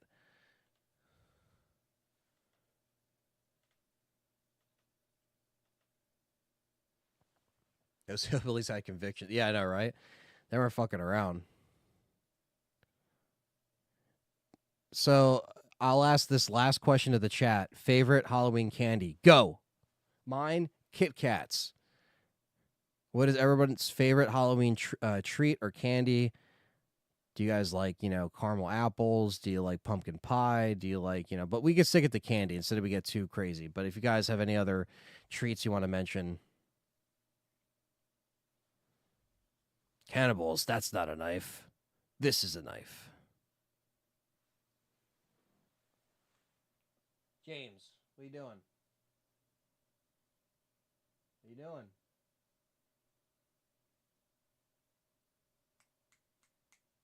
Hey, what are you doing? I don't know if you see something. I don't know. Twix, they are the bee's knees, man, says Koba. All right, Koba's got some. Okay, Reese's cups. Ooh, toffee apples, nice. Crunch bars, nice. Snicker bars, nice. I like the variety. Vanilla Reese's are super good.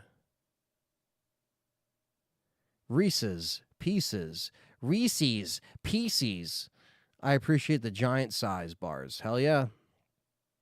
I actually have some giant size candy to give to some kids because I always wanted to be that guy that gives people the hookup. Like if we don't get a lot of kids, I'm like, yo, I got you, and you just give them Canadian version of M&Ms. I don't know what they are. Jeff M says Reese's. Some good picks. Some good picks. I like it. I like it. Yeah, Kit Kats are great. I like Twix. I like Snickers. I like Crunch Bars. Sour Patch Kids are great. Skittles are great. Peanut M&Ms and peanut butter M&Ms. And the toffee and apple chew bars. Ooh, they sound really good.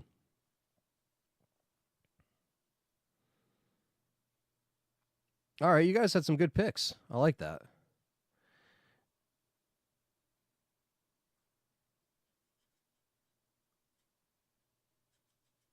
Peanut butter M&Ms. Oh yeah, peanut butter M&Ms are so good. My one friend will fuck up a whole bag of peanut butter M&Ms. No apologies. Shout out to Ben. I can't stop watching. You just look so good in this costume. Thank you, Callie. Oh my god. Thank you. I'm sure you're gonna. I mean, I haven't actually seen you in yours, but I mean, it's gonna be beautiful regardless. And us together are gonna look the best. I'm telling you. Twix are Leon's favorite. Jaffa cakes. Those are some good ones. Yes, Jaffa cakes. Yes. I gotta try like if or no, I'm not even an if. When I'm there in the UK in June, I have to get the other Jaffa cakes.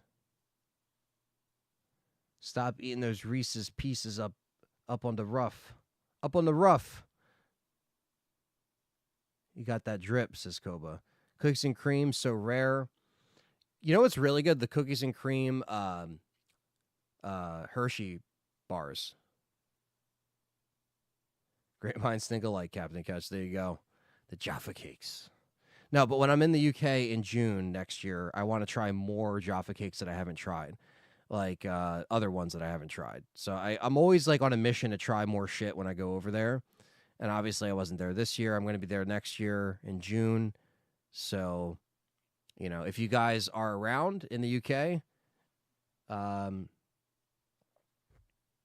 sometime in June, and you want to come down for the RE Challenger meetup, um, there, you know, there may be something going on in London. I proposed to her in y'all's Halloween costume. That's Christopher. Yeah, Kit Kats are always killer.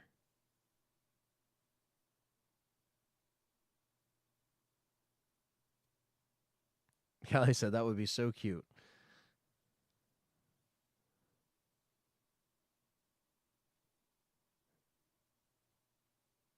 Yeah, like all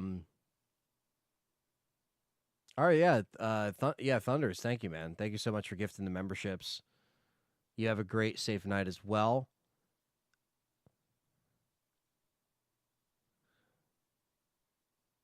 Yeah, it's like the treats never get old. You know what I mean? Like it's like as a kid, you know, I always kind of stuck to the same candy, but obviously you kind of branch out. Like I never would have thought I would have liked almond joys, but I like almond joys now. Like I used to hate coconut, now I like it. Like, I don't know what the fuck happened there, but I always stick to like the main ones. You know what I mean?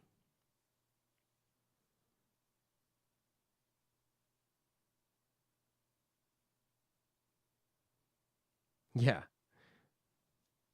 yeah. It's like man, there's so many. What's something I haven't had in a long time? Uh, you know what I haven't had in a long time?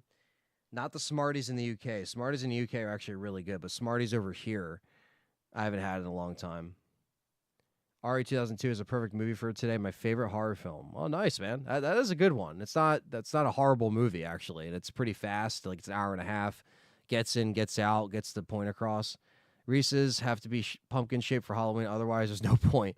Yeah, I have a bunch of the oh Jimmy, I have a bunch of the pumpkin Reese's to hang out or hang out to hand out.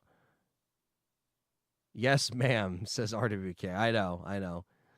Callie's just waiting. Um, but yeah, so man, this has been literally 3 hours just flew by just like that. This has been awesome, guys. Thank you so much for hanging out, sharing some Halloween feels and festivities with me, and I always like stuff like this. Maybe we'll do something like this annually every year, or like if not on Halloween or around Halloween. Um, like just to kind of make it fun. Um, thank you Thunders for gifting the memberships. Thank you KMMA for the 1999 super chat. Really appreciate that, man.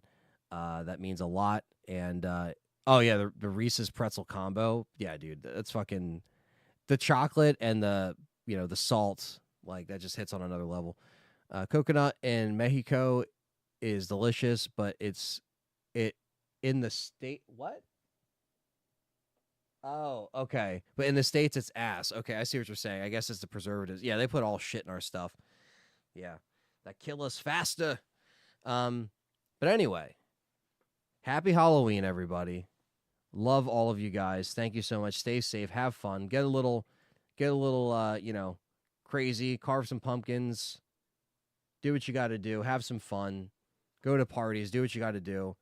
How shocked was everyone at the beginning of the stream when they didn't see you with the beard or the mustache? A lot of people were like, "Holy shit, what is this?" You know?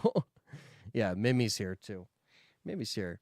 Yeah, a lot of people were like, "Holy shit, what happened to Anthony?" But this is just for the costume. I promise it will be back. I just don't like how young I look, but it's all right. It fits the costume. So anyway, much love. Thank you guys for everything. Happy Halloween. Have a great night. Watch some horror movies. Eat some candy.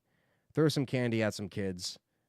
And just remember, this is the night he came home. Take care.